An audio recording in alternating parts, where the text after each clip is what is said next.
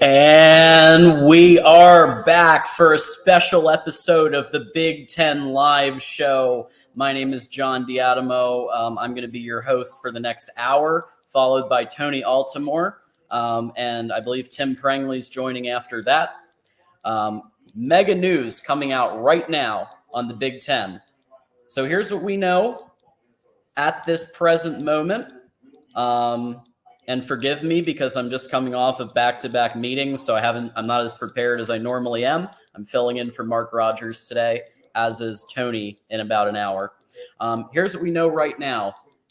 It's called the Flex Protect model, Flex Protect Plus. Okay, so here's how this is going to go based on what we're hearing live. No divisions, 9 games a year. Flex Protect Plus. What that means is you're going to have protected matchups. There's 11 overall protected matchups. And we're hearing that every team is going to play every other team once every 2 years. So I am currently watching. So if you want to watch the Big Ten network right now, USC's opponents, Illinois, Iowa, Michigan, Wisconsin, Maryland, Northwestern, Penn State, Purdue, and UCLA. That's USC's Big Ten Conference opponents for 2024. Notable there, Michigan, not Ohio State. USC 2025 versus Indiana, versus Michigan State, versus Nebraska, versus Penn State, UCLA, Minnesota, Ohio State, Rutgers, Wisconsin. UCLA 2024, they're playing Minnesota, Nebraska, Northwestern, Ohio State, USC, Indiana, Iowa, Michigan, and Rutgers. UCLA kind of got screwed. Okay, 2025 for UCLA, much easier. Maryland, Purdue, Rutgers, Wisconsin, Illinois, Michigan State, Nebraska, Penn State, and USC. Folks, this is going to be coming at you hot and heavy. Please send a super chat. I will not be able to keep up with all the comments. But yeah, UCLA got screwed in 2024. USC is playing Michigan. Why? Because the ratings for that game are going to be off the hook, and we all know it. I'm a little surprised, though, that they're not playing Ohio State. All right, I'm going to try to find what I can in terms of comments. Yeah. So Big Ten West is gone. Mediocrity is gone, meaning everybody plays everybody every 2 years. Okay, so UCLA plays Nebraska, Rutgers, and USC as their opponents to play. USC plays Penn State, UCLA, and Wisconsin. I guess those are considered the protected matchups, right? Or the I guess not fully protected, but UCLA is a fully protected matchup. Michigan's schedule, let's go. Maryland, Michigan State, Minnesota, UCLA, Wisconsin, Illinois, Ohio State, Rutgers, and USC. Michigan is going to have to play USC. Michigan's going to have to play Ohio State. And then in 2025, Northwestern, Ohio State, Penn State, Purdue, Indiana, Iowa, Maryland, Michigan State, and Nebraska. That's the Michigan schedule for the next 2 years. Very interesting. Obviously, we know that Michigan is also playing Oklahoma and Texas in the back-to-back. There it is. Yes. Well, they're playing in 2024, so they're going to play UCLA in 2025. So the idea is that they play those. Yeah, they play multiple of those. I didn't see. So Michigan State is a protected matchup, as is Ohio State for Michigan. Sorry, I'm reading this pretty fast. So if I missed Michigan State, the Michigan State and Ohio State are protected matchups according to what I'm just reading on the screen. Ohio State, conference opponents, Illinois, Iowa, Michigan, Northwestern, Rutgers, Michigan State, Minnesota, Penn State, UCLA. Ohio State's going to have to play Penn State.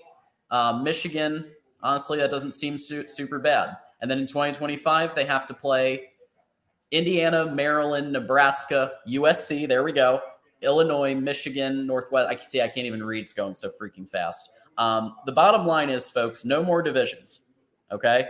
Flex Protect Plus, meaning everybody's going to play everybody every 2 years. There are protected matchups. Ohio State has Michigan as a protected matchup. I don't know if LFG, if they're going in order or if this is jumbled. I'm assuming it's going in order. We're about to hear from Ohio State Athletic Director Gene Smith on the Buckeyes schedule in a little bit on the Big Ten Network. Belligerence is making a commentary about USC. So is Jason. Okay, here's the thing, folks, about USC. I'm just gonna say this because Tim's gonna say it later. So get ready, buckle up, because Tim's gonna be on here later, I believe. USC has already shored up their defense with the transfer portal.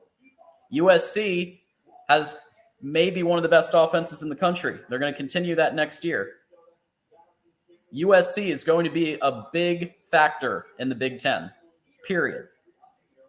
They're going to be up there with Ohio State, Michigan, and Penn State as one of the top teams in the Big Ten. And if you don't understand that, I don't know what to tell you, because they're already basically trouncing most of their Pac-12 opponents, or at the very least beating them. They went 11-1 in Lincoln Riley's first year. Do I think they'll struggle a little more in the Big Ten? Yeah.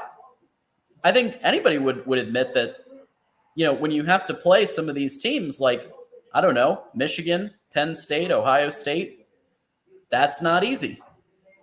UCLA also tends to be pretty good every now and then. But it's looking like USC is going to be one of the top teams in the Big Ten.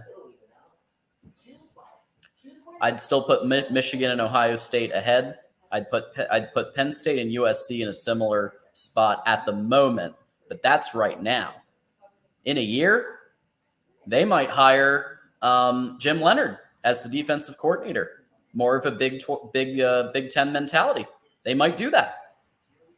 Or if you stick with Alex Grinch, who does know a thing or two about defense, Tim likes to talk about the fact that he was hired by some of the best minds in the college football universe. He might stick around. But I think we would all admit that if there's another year where the defense lets down the team, that there's probably going to be a change made.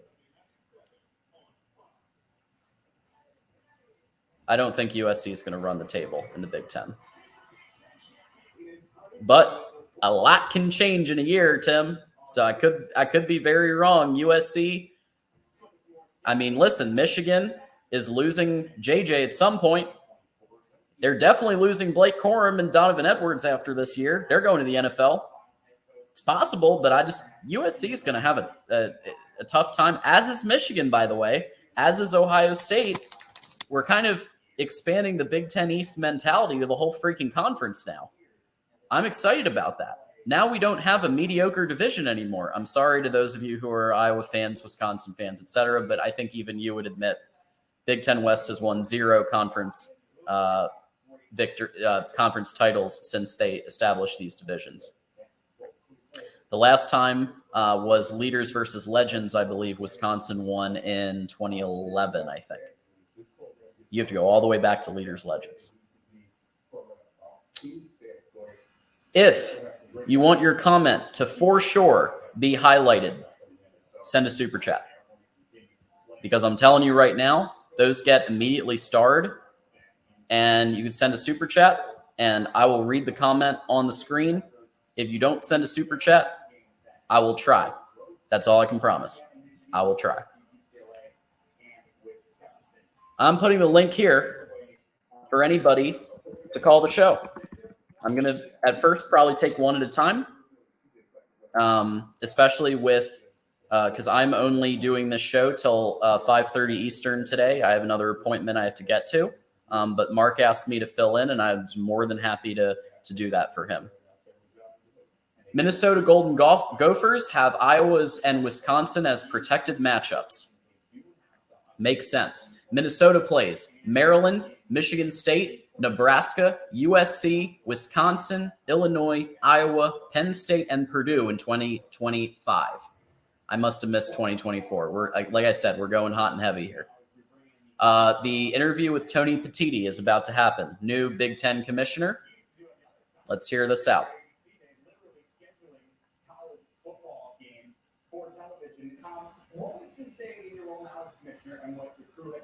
I said U of M would run the table in 2023, not 2024.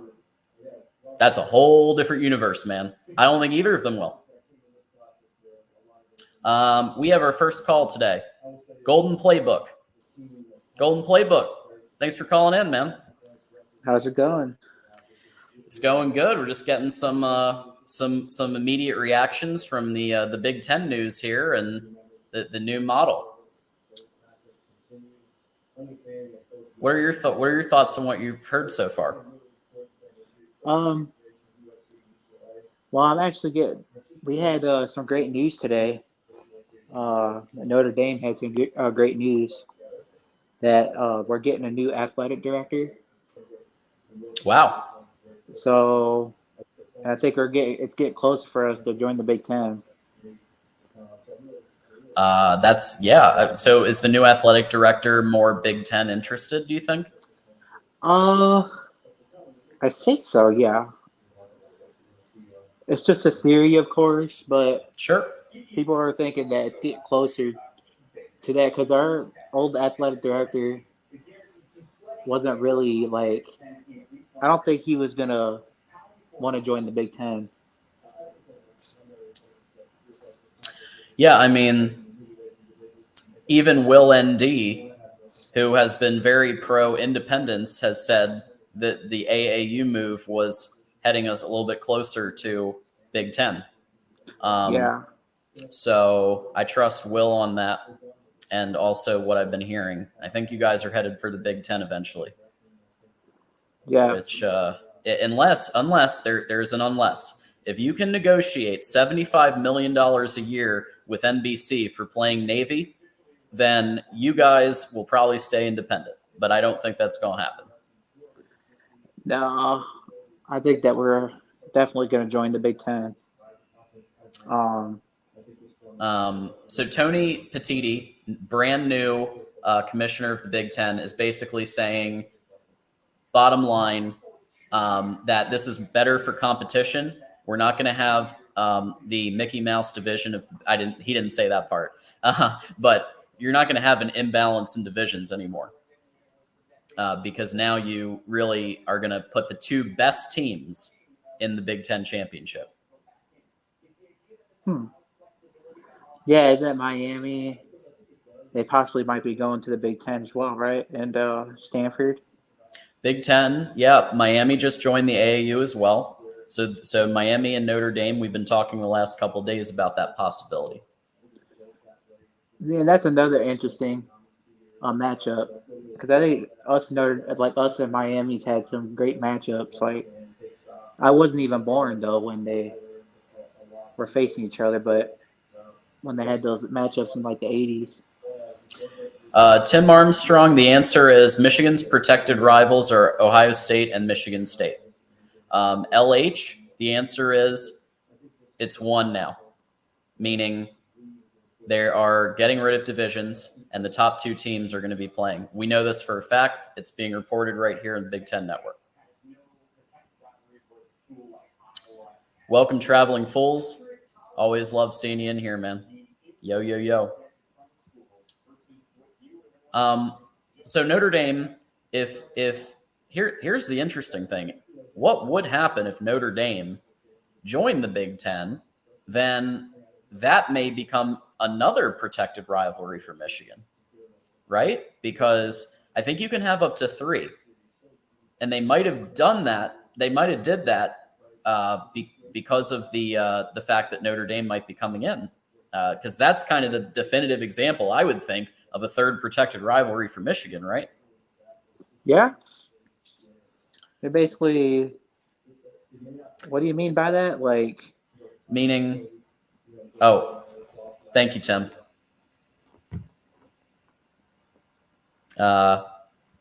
Appreciate that. Yeah, we don't want to get shut down.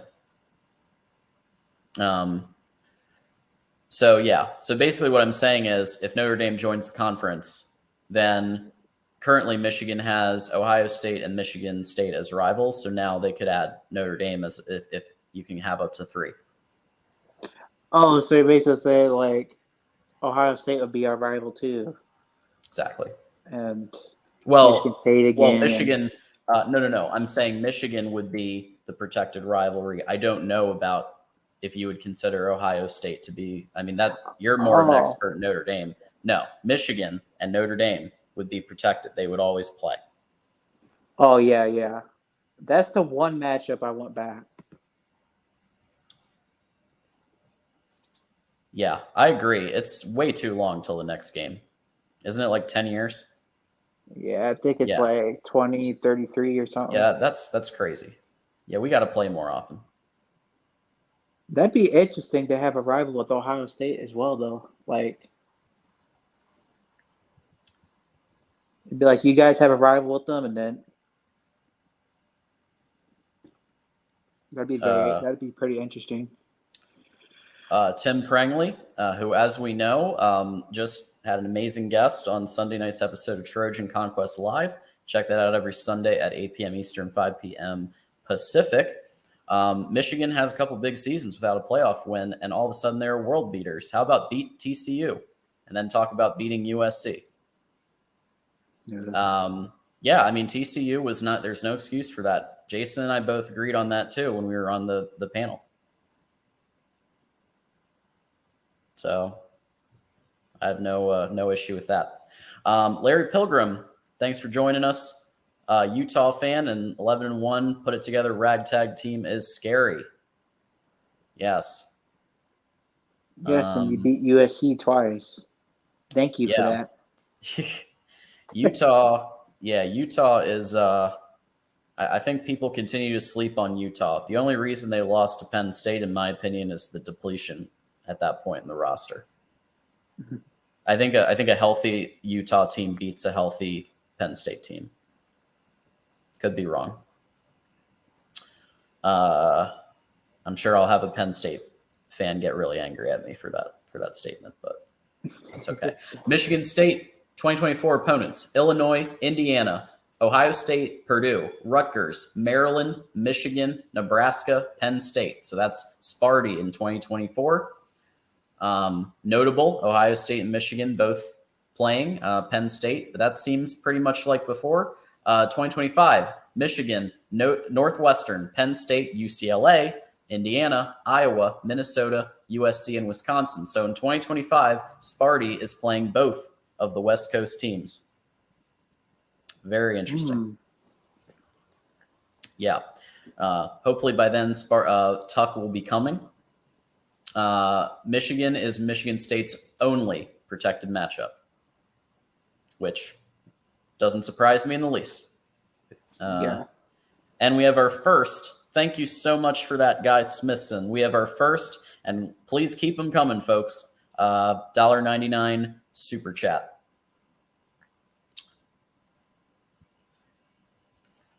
Jason, you're not completely wrong there. USC basically did have kind of home field, at least in terms of general locale. Rose Bowl, not exact stadium, but they didn't have to fly to somewhere else. Although, to be fair, a lot of the bowl games are in places like Miami, etc.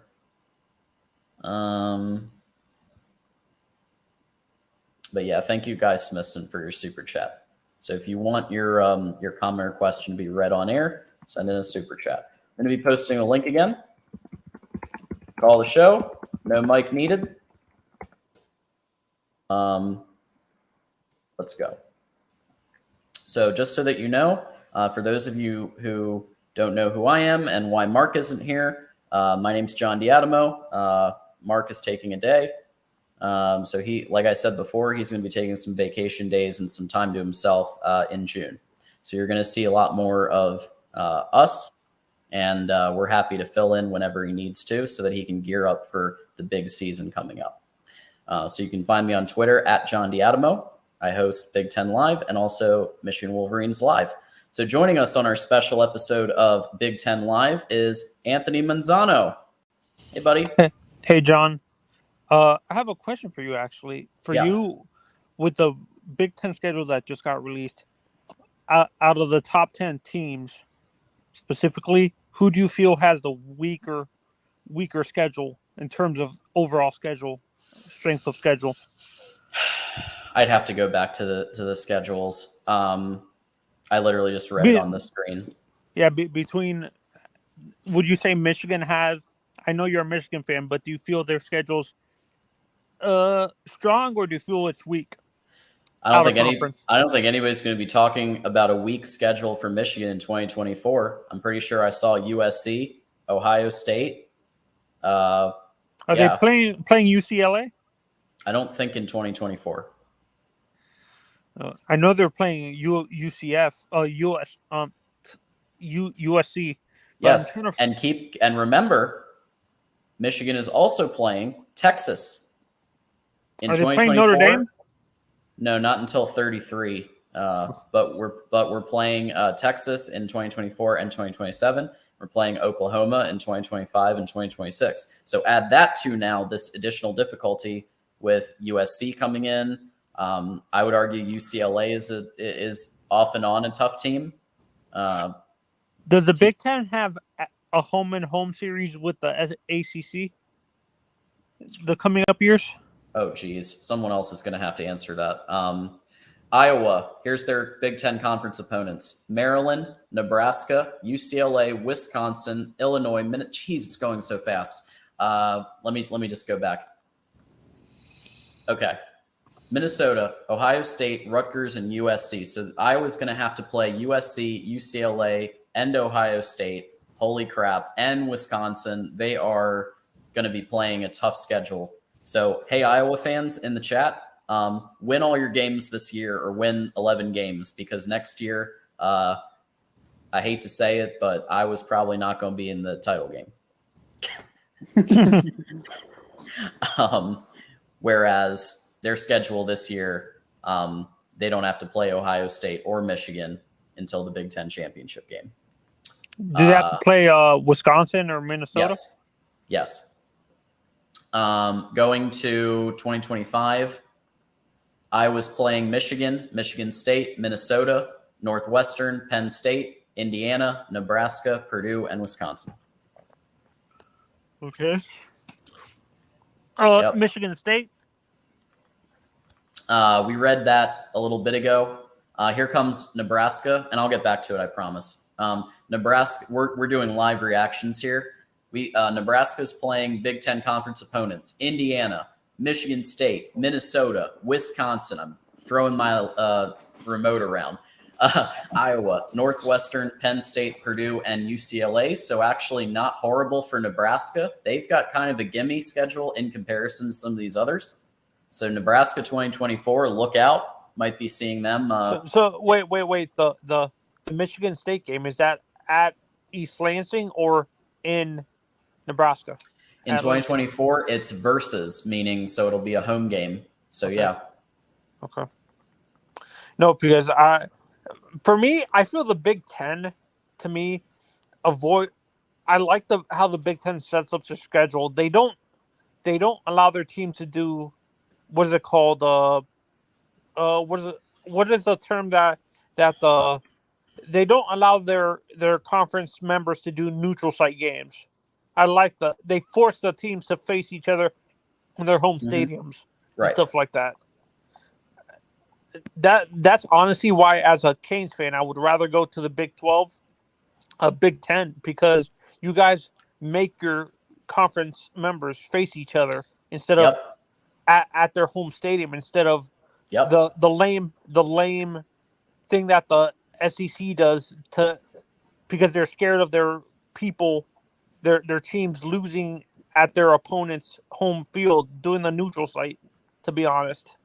Antoine has asked me to read off the Nebraska schedule, so I'll do it. And now we have the 2025 as well. So in 2024, the conference games are for Nebraska, Indiana, Michigan State, Minnesota, Wisconsin, at Iowa, at Northwestern, at Penn State, at Purdue, and at UCLA, which means you do have some, you've got some ats there, but Penn State to me looks like the toughest opponent on that schedule. That's a doable schedule for 2024, but guess what that means? They're going to get screwed in 2025. So let's look at their 2025 schedule. So here we go. Nebraska in 2025 has to play Illinois, Iowa. Here we go. Michigan. Okay. Rutgers. Okay, fine. UCLA. Tough, potentially. Maryland, Minnesota. And then, oh my God, Nebraska has to play Ohio State, at USC. Good luck.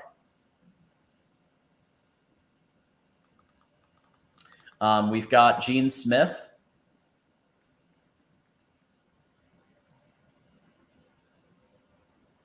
So Gene Smith is basically agreeing that it's a good system.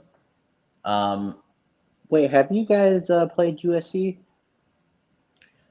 Michigan hasn't played USC in a little while. We usually used to play them during bowls. Yeah. I'll pull it up on Wiki.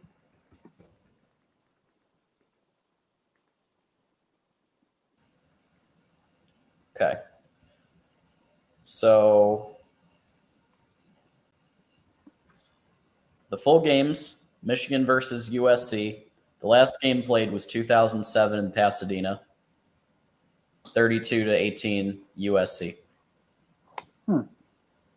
And we have joining us, friend of the show and co-host of Trojan Conquest Live, Rick, LBC Trojans in the house. Hey, Rick.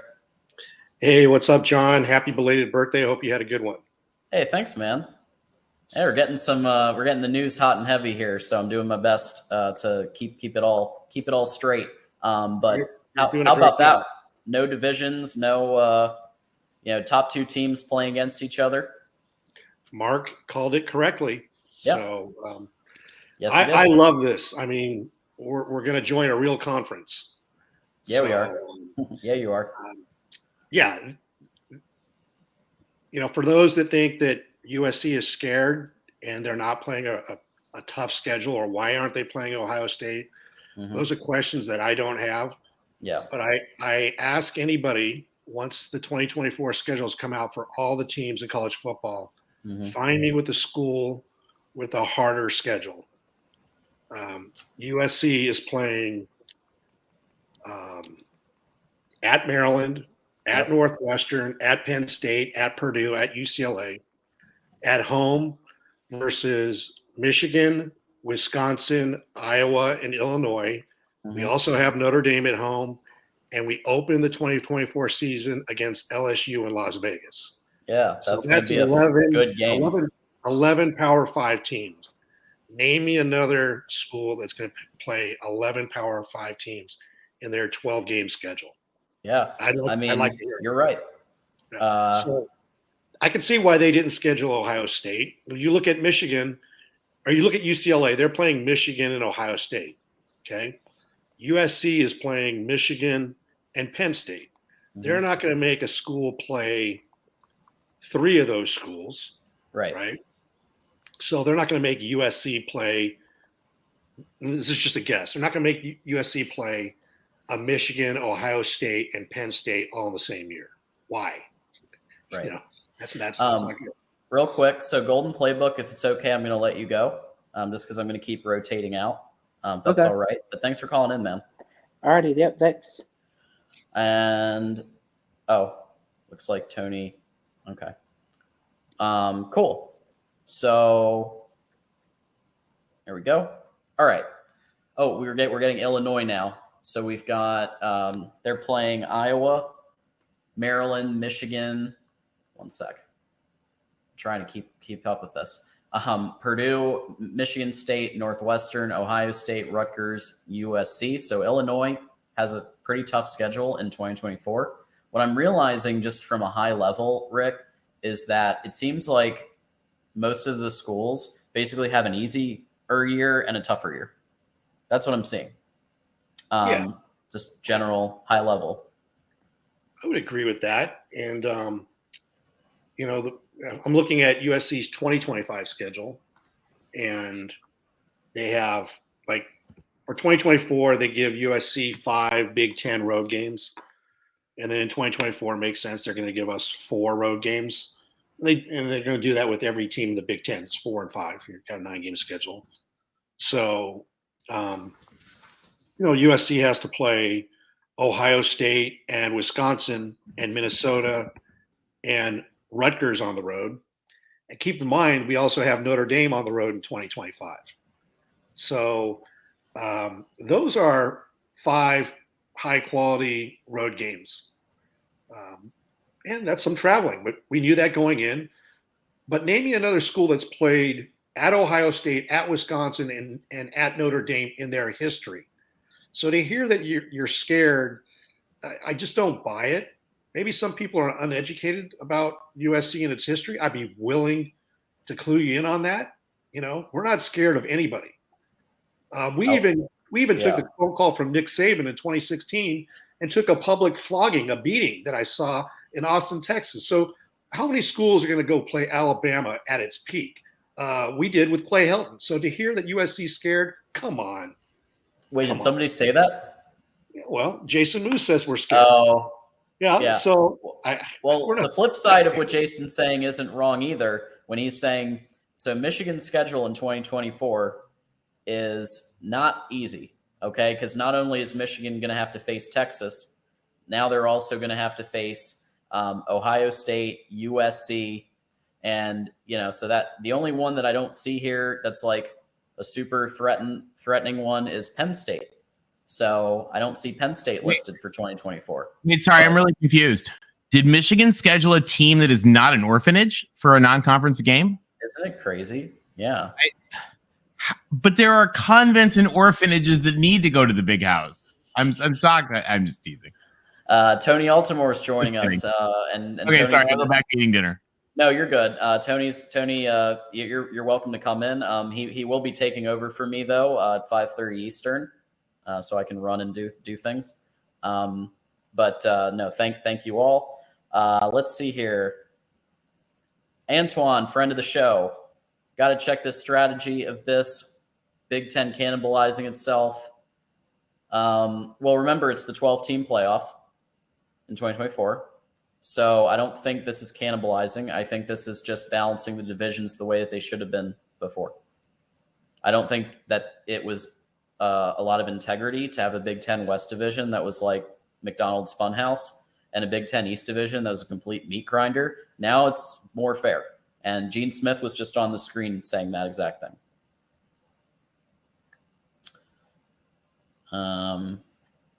Yeah, so I guess, yeah, from a USC perspective, I completely understand why they went with Michigan versus USC in 2024. I thought it would be Ohio State, but I can understand why they picked Michigan. And because that game, the ratings, can you imagine? That's going to be up there with the top games of the year ratings-wise. I'll tell you what, I love this. And I've got the utmost respect for Michigan, for all the teams in the Big Ten. And let me tell you, I've been a season ticket holder for 20 years, and this is the best home schedule by far that we've ever had. We've played Auburn, Arkansas in the past, Nebraska at the Coliseum. But to have the quality of teams and the number of teams, the 2024 home schedule with Iowa, Wisconsin, Michigan, Notre Dame, that's crazy. That is crazy. So I love it. And then, on the road as well, it's going to be fantastic. And also playing LSU in Las Vegas. That's crazy. You're going to love it. And maybe why, some people might say, well, hey, Michigan's stepping up and they're going to have a tough 2024 schedule. I'm just being honest here. And no control of Michigan, with its previous schedule for this year and last year. But when you're playing 8 home games and you're playing the out-of-conference teams that you are, going to 2024 is a big step up. I mean, let's just be honest, because you just saw the schedule. And so that's going to take some adjusting. There is a question about the 2024. There's a question, I'm trying to find it now, about, let's see, where is it? Oh, USC. So it's at USC in 2024. Michigan is going to USC in 2024. How about that? Right. And that's going to be a huge game. The Iowa game will be a huge game at USC. Same with Wisconsin. Oh, my God. You know how many Wisconsin alums live in Southern California? Oh, my gosh. There's just as many as Michigan, if not more. I see them all the time. Yeah. It's going to be crazy. And so what the Big Ten did is they set this up perfectly because you have UCLA going to Michigan. You have Michigan going to USC. They got USC going to Penn State in that first year. And I believe they have Ohio State playing at UCLA in the Rose Bowl that first year. It's crazy. So it's going to be, I'm going to tell you what, Rick, the amount of content that's going to be generated and the amount of conversations based on all this. Wow. It's going to be great for all of us who do this and host shows related to college football. That's right. And just, I'll leave you with this, and I know you've got other callers, but I know I love our friends in the SEC. They're awesome. Yeah. And they've got the number one conference, but, take a look at, and I credit LSU for playing USC. Yeah. That's great. So, the fact that SC's got 9 Big Ten games, they got Notre Dame and they got LSU. Yes, we are playing San Jose State, but let's be honest. Everybody plays cupcake. That's not a Tennessee Tech. No disrespect to Tennessee Tech, right, or any of the the other FCS schools trying to make a name for themselves. And I like the SEC the way that they support them and promote those schools and give them a big old fat check. But you're not really going to find a cupcake on our schedule, and so I don't know how you could say scared. We're just following what the schedule dictates. Now, if USC does cancel Notre Dame or LSU, I'll be the first in line to take it from everybody. I just don't see that happening, though. I don't see you canceling. You'd be joining, Rick. You'd be joining the club. Yes, because I've been taking it for the last 2 years. So I will take it. But if we cancel a 97-year running rivalry with Notre Dame, shame on us. Michigan canceled some games against UCLA, and the Big Ten's response is, yeah, now you get them every year. Right. Tony, great to see. Oh, okay. Well, there you go. I'll let you go, John. I'm here. I'm just eating dinner in the background. All right. Happy birthday, John. Thanks a lot. Hey, thanks, man. Happy birthday, John. Thank you. All right. Yeah. So it looks like UCLA. They're in the, it's not an every year, but they are in that other thing, the 2 where they're going to be playing every other year. Cause that's one of the key pieces here. The kind of, I try to keep it high level. It's that everybody plays everybody else every 2 years is kind of the idea.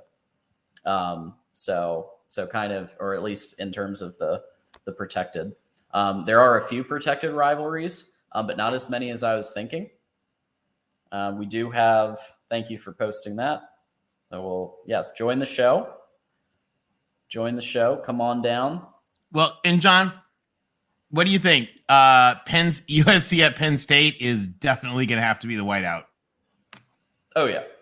That'll be amazing. Absolutely. That's going to be great. And also Michigan going to USC in 2024. That game. My best friend from high school is a devout Michigan fan, so we've already made plans for that. Whenever it is. Whatever day it is, we'll be there. Hey, Alex Martin, thank you so much, and happy birthday to you as well. We're almost the same day, so now we know. the John birthday, then the Alex birthday back to back. Yeah, you should have come on. So I did a birthday show a couple days ago, Alex. So we could have celebrated both. Absolutely. Michigan. Okay, I'll have to tackle this one more time. Michigan has duck good teams because of the same reason Ohio State is just canceled with Washington for more home games. Do I like it? No. I've said, how many times, Tony, have I said probably fire Ward Manuel for the ridiculous decision to cancel UCLA? I mean, well, I heard that they just canceled the Washington game because they didn't want to play Mountain West teams. I'm just kidding, Husky. Or that. Husky fans, I'm teasing you. And we do have a couple, so. I know. I love the Huskies, actually. I'm teasing my Husky friend. I know. I have to be careful with that because the other night, the other night, hold on, Larry, we're bringing you on in 1 second. The other night, I had an internet pause and I made a joke about Joey, friend of the show, Mark's executive producer, who we talk to all the time. Joey always jokes about his West Virginia internet. And somebody said, and so my computer froze. I said, oh, I must have Joey's West Virginia internet. And somebody people sent me screenshots. Somebody launched this whole angry campaign that I was venomous against the Big 12 because I said I had Joey's West Virginia internet. So I have to be careful. I guess I can't make jokes. I do remember you saying that. Yeah, but it was on Joey. I didn't think you were going to catch heat about.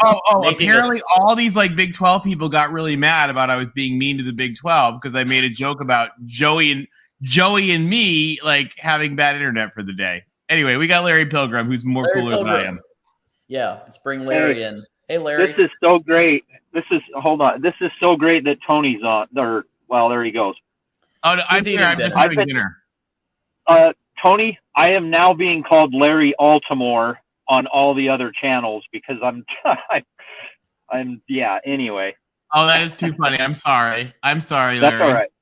And by the way, Larry, you guys have some your rival has some vile individuals that cheer for it. Yeah, they've been in the closet complaining for about 10 years. So, I get it. They're coming out now. So somebody opened the door for them. So we'll have to deal with them. But looking at the comments and everything, and I'm going to be honest, John, USC going forward, especially in this new era, is they're going to be scary. Look at how scary they were when they invested in their football program way back. It was not Ohio State, any of that competing. Especially if we tackle just anyone at all. And I'm sad USC's leaving, but I'm telling you, Utah would be sliding down the irrelevant pole with USC climbing the way they're going to climb. And if people can't see that, you have guys transferring from Georgia that are starting to LA. Once they get that thing rolling, they're going to take over again like they did in the early 2000s. And so if people aren't intelligent enough to see that and what they did, putting together a ragtag team and going 11-1 is impressive as hell. Let them put 3 of these classes together. It's going to be wild, isn't it? It's scary. Darrell's not going to like it. Yeah, Larry, I have a question for you. So, there's been some rumors I've been hearing, and I don't know how founded they are. You're the Utah expert here, about Whittingham maybe retiring. Do you think that this situation is going to exacerbate that, or do you think he's going to stick around for a few more years? Because he is kind of running things, basically running the conference right now. So that's a pretty good position to be in. Yeah. So Kyle, it's in his contract. Even once he retires, he's the head of football operations, and he's not retiring until there's basically nowhere to climb. He's built this program. He's not going to walk away, from building something until, it's reached its peak. And so he's going to be there, I think, until this gets sorted out. Right. And so and Larry, yeah. is there any more intoxicating and addicting drug in the world than the smell of roses for New Year's? Yeah, it's pretty great. I just wish we could keep a quarterback all the way through the damn game. I know. Yeah, Penn State's finally getting all these. Penn State's getting all these accolades, and it's like, you just beat like the third stringers. But yeah, we lost the game, and I mean that's always Yeah. been an issue for Utah is depth, and I had some Penn State guys saying that Dalton Kincaid wouldn't have made a difference, and I went okay, and Brant Kufi wouldn't have made. Let me tell you, that guy's pretty good. Yeah, he's okay. That guy's pretty good. Yeah, so I mean, I give Penn State credit. They are a damn good team, and Sure. it is what it is. But I'm scared what USC is going to be. I'm telling you. So I don't know if I'm not too sad that they're leaving, but I am. Yeah, well, especially because USC just brought in these transfer portals on defense, and like at the end of the day, Lincoln Riley, if he needs to make a change, he's going to make a change if he needs to. Right, but after this year, like if he thinks that Jim Leonard would be a better DC for the Big Ten, he'll make the change and he'll get him. Yeah, that's what's scary, John, is not just what they're bringing in transferred. Have you seen the class and the guys they're bringing in on defense? They're bringing in some top level stuff, and now you're going to give them Big Ten money? Mm-hmm. Hey, Tony, stay away from Scally, please. I will. You're in Florida. You leave him alone. We make no promises. Oh, don't make me do it. I'll come hunt you guys down. So I bet. Yeah, but once they get Big Ten money, I mean, they're going to be scary. Michigan's always going to be there. Ohio State, Penn State, I think are going to be there. And I feel really bad for the Minnesotas, the Rutgers, the Marylands. It made it that much harder for those guys to compete. Well, so there's an interesting debate as we look at the schedule here. A really interesting debate that Greg Sankey brought up. Did you guys watch Greg Sankey today speaking at the University of Arizona's DC campus? No. Okay.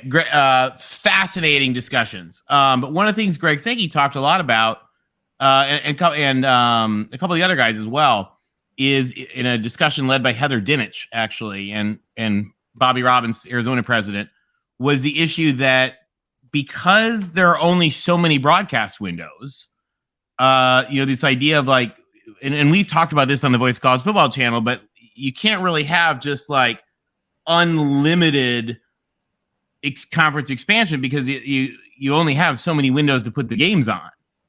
And so, one of the hard things for the Rutgers and the Maryland and those guys is, and I forget who it was, one of them pointed out, they said something like I'm going to make up the numbers. I don't know, 256 major windows, essentially like all but a few of them were either Michigan, Ohio State, or Penn State. Yeah. And so, now USC's coming in there and UCLA's, and so you're going to even though the Big Ten has this wonderful, amazing contract, there's gonna be a lot of people on BTN. Yeah. I'm just happy. I'm really looking forward to, Tony, that I don't have to find some stream out of nowhere to get to a USC to watch a USC game. Come on. You don't have to route your internet through like Kazakhstan to get the Pac-12 network. Yeah, I can't wait to see it on the Big Ten network because it's like Pac-12 network is seen in what, like 10 households? So it's up to 12 now. Oh. I think they got 2 more subscribers. But that's a very respectable schedule. The way the Big Ten put it together, they didn't try to duck out on giving the good matchups, and so you've got to respect that. And I'm not giving Uncle Lou a plug, but he said the same thing as an SEC fan. He doesn't want to play Alabama every 8 years. Like, get them rotating, get the good teams, get the good matchups. And so the Big Ten did a really good job, I think, in giving the country some good matchups and keeping it rotating, and yet still giving teams a chance, to compete. So kudos to the Big Ten for doing that. I just wish the SEC would follow that model. Yeah. 8 games for the SEC. And so Yep. you're going to have your Citadel opponent week 11. All right. Well, I'll give some other people some time. So appreciate you guys. Appreciate Thanks. you, man. Absolutely. See you, Larry, and go Utes. Go Utes. There you go. So let's take, I believe Whisk Cheese was next. Hi, Whisk Cheese. Hey, how are you doing? Doing good. Are you? I haven't seen you before. Have you called before? Or are you first time caller? This is my first time. Yeah, I just saw first time caller, folks. Yeah. we always make a big deal out of that because we love people calling the show for the first time. But so Yeah. are you a Wisconsin fan? I'm guessing. Yes. Yeah, I am. And I just got a few words for Iowa. I mean, this is a do or die season for you right now. If they don't get to the title this year, they're screwed, and they'll never get there ever again. I'm not going to go that far, but I'm going to say it's going to take them 2 years. Because this, looking at their schedule, although I hate them, their schedule is so easy, especially with all the Cade McNamara and all the players they got. The guy from Ohio State, they got him too, the 4-star, Khalid Brown. They got that guy, and they got Eric Gall. I mean, if you guys can't put it together, I don't know what's going to happen to you guys. This is a do or die season. Yep. So here's the protected games. So in terms of the protected games, you've got, as expected, Ohio State versus Michigan, USC versus UCLA, Indiana versus Purdue, interesting. Minnesota versus Wisconsin. Okay, makes sense. Yeah. I'm a tiny bit surprised about Michigan versus Michigan State. I know how big the rivalry is. However, with what happened with Tunnelgate, there were some talks that they would get dropped. And I'm not just saying from one source. So it's interesting if they kept that. Iowa versus Minnesota makes perfect sense. Illinois, Nebraska. So I think at the bottom line here, you just go down the list, is that, it's a less is more mentality. You don't see everybody with like a bazillion, because there was at one point, everybody was going to have like 3 rivalries, and some of them just were like so random. Mm-hmm. So I'm kind of glad that they kept it less is more. But then you have, so just here's 2024, right? USC is playing pretty like not easy schedule here with at Penn State, at UCLA is from time to time a really amazing team and sometimes not so much, but I think they'll be pretty good. Mm-hmm. They're versus Michigan, they're versus Iowa and Wisconsin. I mean, this is tough. USC is going to have a tough schedule, and LSU, as LBC mentioned. So that's tough. Yeah, I mean, look at our schedule. It looks pretty tough too. I don't know. I mean, every year is different. I mean, the recruiting and all that. Hopefully we do good in the recruiting next year. I mean, we got a new coach, and we got Mordecai. Mordecai's pretty good, but I don't see us making like a big ass leap in the first year. Just making progress, and hopefully do better. But that's it. That's all I have. Well, one quick question about Mordecai. Do you think that Mordecai is going to take the step up? Because I was talking on Ballard Sports Media last night, and our buddy D4 Sports actually came in, and he's an actual real life defensive coordinator. And he basically was saying, the air raid, like any new system, is going to take real game time. So he kind of basically pushed back on the idea that Mordecai is going to be a bust, even though he threw picks and was an equal opportunity thrower in the spring game. He threw to the offense and the defense. But yeah, so I think it's going to take you a little bit, though. I don't think you're really going to be full on till 2024. Yeah. But you do have an amazing running back. I will say that. Yeah, that too. I mean, Mordecai. I mean, I saw the spring game too, and I just said no way. But I mean, hey, it's still a whole off season. Hopefully, he can get adjusted, as we said, and at least, hey, since with the new coach, we can track some more good recruiting and good quarterbacks coming over here, and that can fit our offense. And yeah, that's pretty much it. Hey, man, I appreciate you calling in. Yeah, thanks. Next up, friend of the show, DeReal MVP. You want me to put up the schedule? Yeah. Oh, well, I've got. I have the graphic of it. Let's do it. I'll stop screen. I have the actual graphic. Yeah. Okay. Hey, DeReal. Hey, John. How you doing? Good. How you feeling about the Big Ten no longer being lopsided and the West being McDonald's Playhouse and the East being what the East is? Well, I mean, it's finally time. Yeah. I mean, it's long overdue for college football fans in general, but I think there's an angle that hasn't been really discussed. I know Larry thinks USC's going 100-0. They're going to win every national championship from 2024 until 2030, from what it was implied in his call. But with USC's schedule, let's say they go 8-4, okay? Mm-hmm.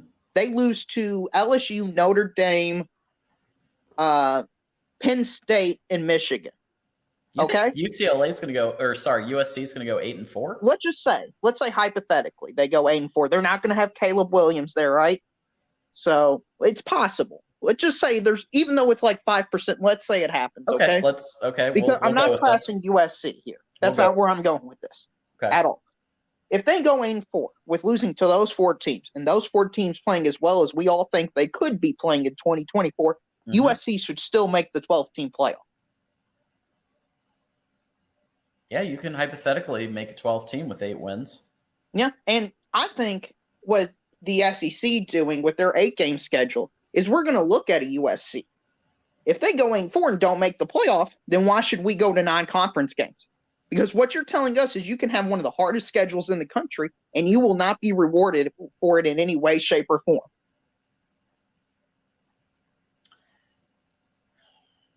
Yeah, I just don't like that. I mean, I get it; it's legal, but like having some of the best teams, like I'll admit, Georgia, Alabama, they're some of the best teams in the country, and then you play the Citadel week 11.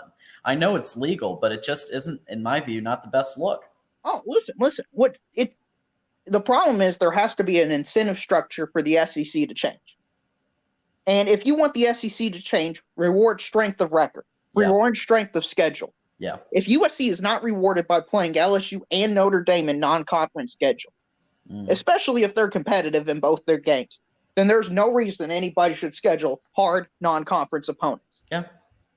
I just don't like it, but I agree with you. Right. Because everybody thinks that there should be a magical number. Well, you get to 10, you're automatically in. Well, what if you're 10 like Iowa and you play hardly nobody this year and you get completely blown out in 2 games? Are you really that good? I think strength of schedule and strength of record needs to be heavily factored in going forward in a 12-team playoff.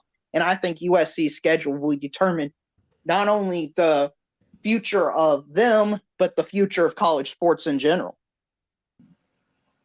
No pressure to USC. Oh, man. Yeah, no pressure to USC. I mean, listen, the thing is, I think that this is the Flex Protect Plus model is a good one. And, Mark is somebody who was first on predicting it, You're absolutely right with it's better for the fans, it's better for the teams, it's better for the television. You are 100% right, and I am right there with you. But are you going to get into the 12-team playoff? Because let's be honest, that's all anybody really cares about. Yep, playoff. And if you're telling us that USC can go 8-4, they could have 4 losses against arguably all of them being top 5, top 8 teams, and they're not going to get in, then there's no reason anybody should play difficult non-conference games like in LSU. Yeah, but like you conceded in the beginning, there was a 5% chance of that. So, USC is going to be great. We're USC, playing I an think, is gonna be academic great. exercise right now. But my point is, why put yourself to where that could even happen in the first place?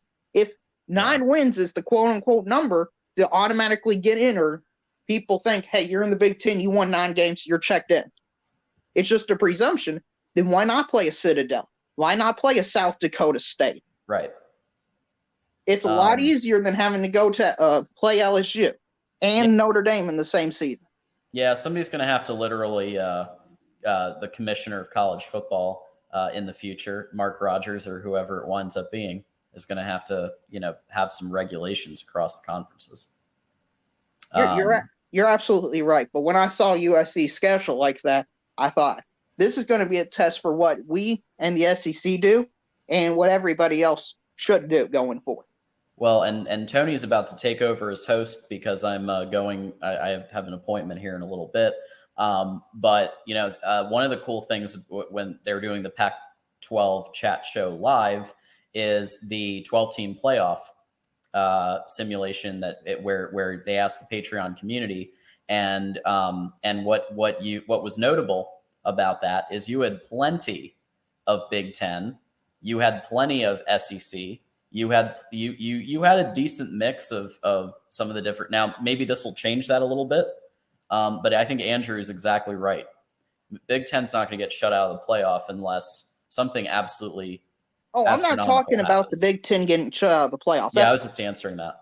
Yeah, that's not going to happen. My question is, if you're a fringe team like a Penn State, like a Tennessee, and or Notre Dame. You go out and schedule a difficult non-conference schedule, and you don't get rewarded for it, then what's the point of playing ridiculously hard non-conference schedules? I understand. Cole, thank you for your $1.99 super chat. We're going to read and honor every super chat, but we are not going to be able to get to most of the comments. So if you want your comment read on screen, send us a super chat.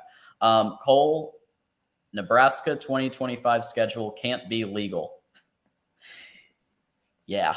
Well, they just got to go on the road to play Ohio State and USC, and then they get home games against Michigan and UCLA.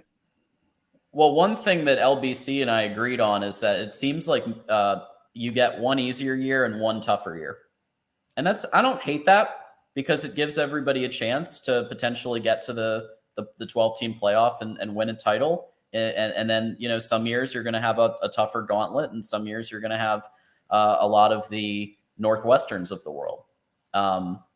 So I think, but you still are going to, even Nebraska in 2024, it's an easier schedule. They're still going to have to face Penn State. They're still going to have to face Iowa. They're never easy. Right. There's not going to be a quote unquote easy schedule with this type of format. Yeah. Easier and harder. That's how I'm saying it. Right. Exactly. Yeah. But there is no easy or hard. It's all hard. Right. But I think it's very fascinating to see if it's going to work, because I think there's going to be a lot of fans going. I think there's going to be a lot of excitement, but it all comes down to strength of record and strength of schedule, how much it's valued over just the wins and losses.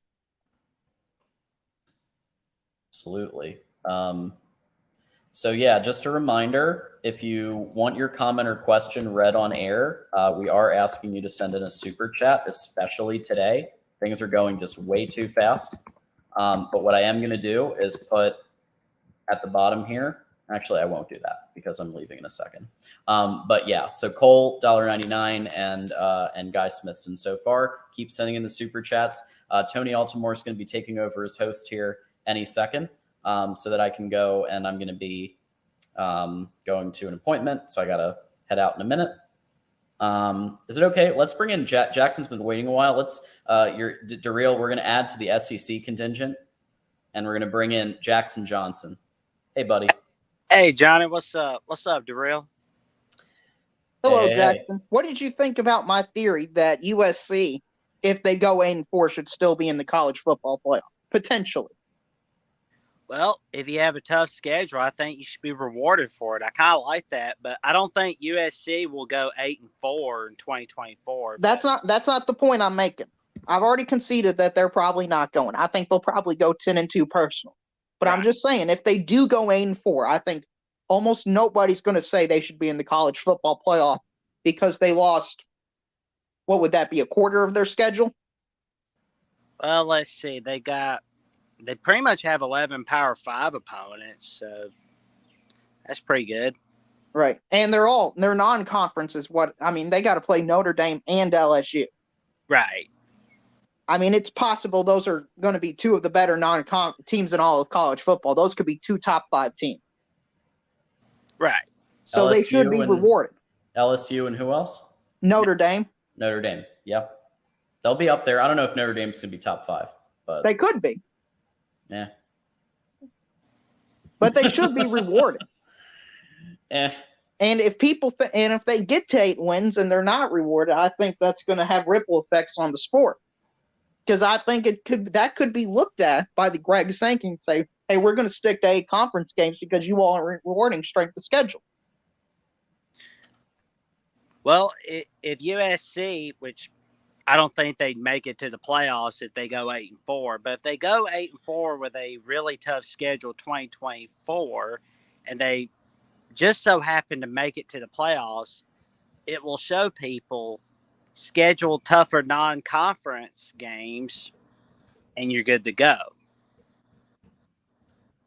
Well, Jackson, that's kind of what I'm hoping for. I don't want every team to be playing the Citadel, right? San Jose State, Georgia Southern, Southern. But guess what?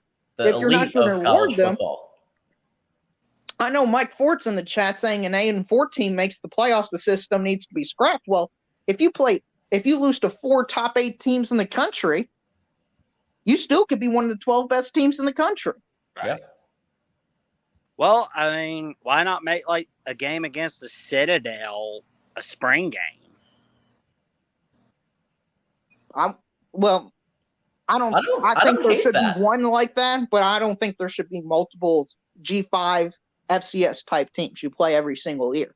I don't actually hate that idea of playing the Citadel for a spring game, but somebody's going to tell me I bet somebody's going to tell me that regulations and whatever won't ever allow that. But just in general theory, I love that idea because then everybody can play 9 conference games, but you can still get your live fire against your cream puffs in the spring game. I don't hate it.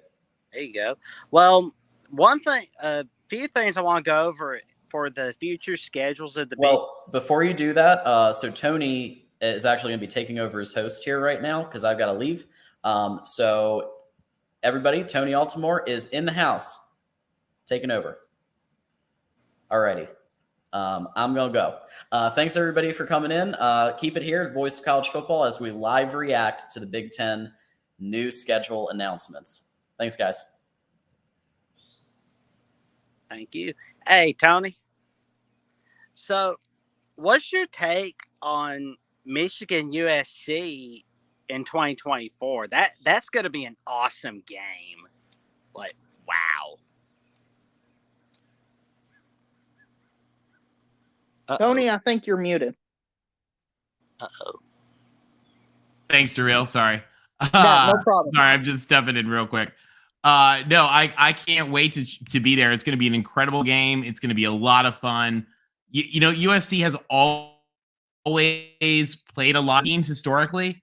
In fact, I mean, when my dad played for Michigan State, they played at USC and at UCLA. So, having those games is going to be really, really cool. And it's going to be a neat energy. All the Big Ten fans are going to come. I've actually been to the Rose Bowl. What have I been? 3 or 4 USC Michigan Rose Bowls.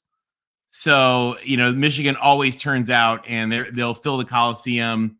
I'll tell you that Ohio State UCLA game in the Rose Bowl is going to be a lot of fun. There are going to be a lot of great games. And I can't wait for USC at Maryland in DC.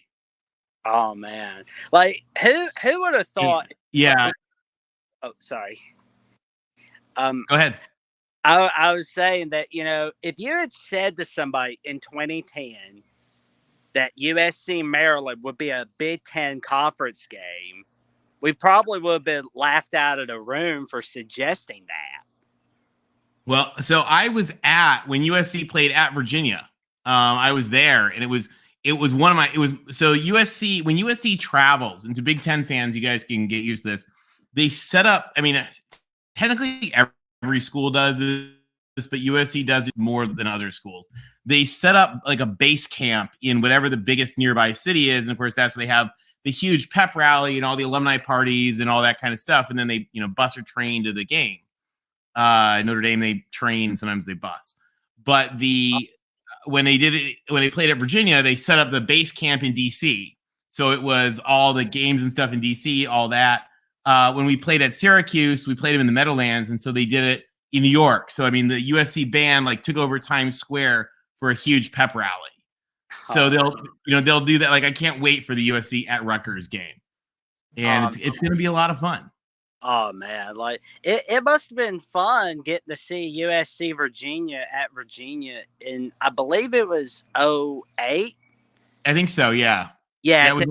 Because I remember USC played Virginia, Ohio State.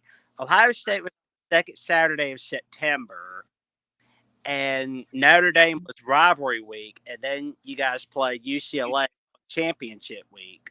Yeah, it was a lot. It was a lot of fun. So that game was actually the reopening of Scott Stadium after the renovations. So it was, and it's a beautiful facility they've got at UVA. If you guys haven't been to the UVA campus, it is. I mean, designed by Thomas Jefferson. Of course, it's stunning, but it is just another level of beautiful at Virginia. Oh, it's a really, really cool place. Oh man. So I'm seeing on the annual opponents list for the Big Ten, right? Now USC is obviously keeping UCLA, but the two play opponents, Penn State, Wisconsin, they're the 2024-2025 teams that they're going to play for the next 2 years at the very least. I see that Ohio State's, of course, playing Michigan annually. I suppose they should. They got Illinois and Northwestern for the next 2 years. Iowa, now that's been something I was wondering about. I was like, please tell me Iowa's going to keep all three of their rivals. Well, and if you notice this, Iowa is the one that does keep all three rivals. Yep. And those are actually protected. Those are protected opponents that they will continue, which I think is really cool. That's so amazing. And Penn State's the only one that doesn't have a protected rival. And, I talked with the Locked On Buckeyes host on Twitter, and he talked about how surprised he was Ohio State, Penn State wasn't annual. And to tell you the truth, I was pretty surprised about it not being an annual matchup. I think though we overweight that game because it always means so much. But it means so much. Oh, we lost Jackson. Maybe he'll rejoin us. And we'll go to somebody else. Let's just quick finish that thought. I think one of the reasons that we value Ohio State, Penn State so much is not out of tradition or history or anything like that, but just because it's two great teams that play each other. And so, is that Jackson coming? Okay, I think he's gone. All right, anyway, let's move on. We've got I don't know who's next. I think Jeffrey from Only Talk Sports. Jeffrey, welcome to the Big Ten release. What do you think about the game and your Indiana Hoosiers? I mean, the Big Ten, they finally made a right move. I'm very glad that they did most of what they did here. I think overall, looking at, they had to do it with the USC, UCLA additions. They had to change the scheduling. It wasn't going to work out the way it was before. And obviously the Big Ten East and the West, it was just crazy. This is good. I mean, overall on paper, it's much more equal. It's going to give more teams a chance to have success. So I think that, on paper, it is about as good of a possible move as you could get. I do think, though, interesting, when you were talking about protected rivalries, I'm kind of shocked Indiana Michigan State was not protected. I know that that's not an in-state game, but it is a trophy game. That is a trophy game with old brass spittoons. So I don't really know why they didn't keep that as a protected rivalry. I thought Indiana, Purdue, Indiana, Michigan State would be. Do you feel like they should have had that as a protected rivalry or not annually? Or not? I wasn't in the room obviously, but I would think they're trying to. They do one of the things that I think that they want to try to do is get everybody playing everybody. Mm-hmm. And so I think that my impression was that they wanted to minimize the protected rivalries while also making sure that they did protect them where they needed to be. I mean, this is not an easy schedule to produce. I mean, the machinations in this is way, I promise, is way harder than it looks. And so for them to come up with this and make it work, I think is a really, really impressive thing that they were able to put together, while making sure again that everybody is really, really protected on the people that matter to them as sort of core to their DNA. Now, Michigan State, Indiana basketball, that would have to be protected. I mean, that makes sense for sure. I mean, like you said, it's more of, the impact of the game, or like how much history that there is. I guess kind of to your point, that's why more people hyped up Ohio State, Penn State, because of the fact that it's in a game that matters most years. But I just felt that being a trophy game that they would keep it. But it's not that big a deal, overall, because just the way and the other thing, by the way, is, I mean, that we've gotten a 2-year schedule. So, and you notice Indiana does play Michigan State both those years. So effectively it is, and there's nothing to say that they could go through this and not, like, in 2 years and say, we're just going to leave Indiana there. They could certainly do that. That makes sense. They probably will. Yeah, I mean, that's one of the things that I think is neat about the way the Big Ten has done this, is they've sort of laid out to say, okay, here's a framework, here's a model, here's what we're doing, but you can make some changes as you need to in the next coming years. I know one of the things that matters for a lot of these folks is they want to have games in LA for their alumni, for their fundraising, for their engagement, like as a fun trip. So I think it's going to be important for them to get all these teams out to LA, ideally once a year. I mean, that's just going to be so fun.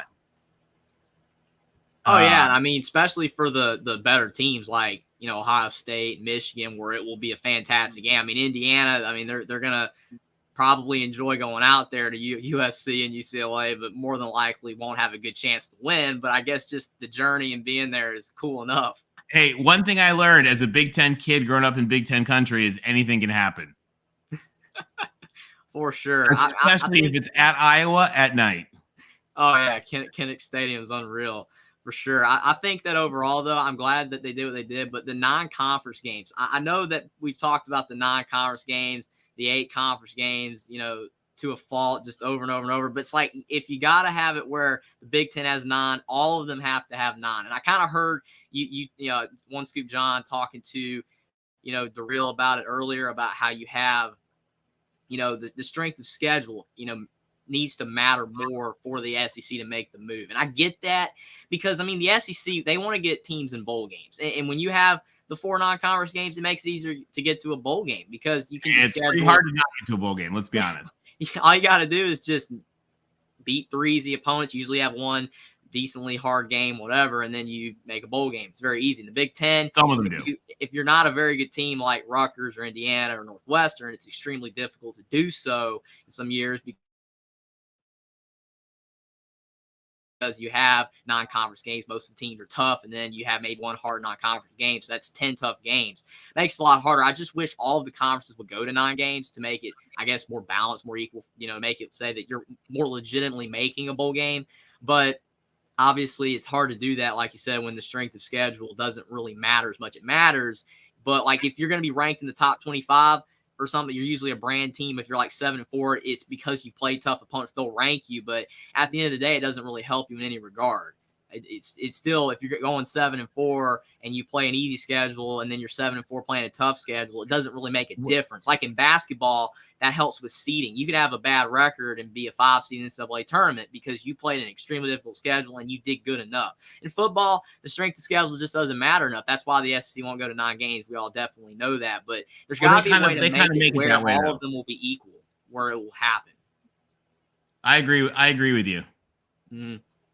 It's just crazy. Sure. I don't know how they would do that, but I mean, it is what it is. Not like the biggest deal breaker. I mean, college football is still a lot of fun. That's why we're all here. That's why we're all talking about it still after all the changes. But I just think that would make it even better.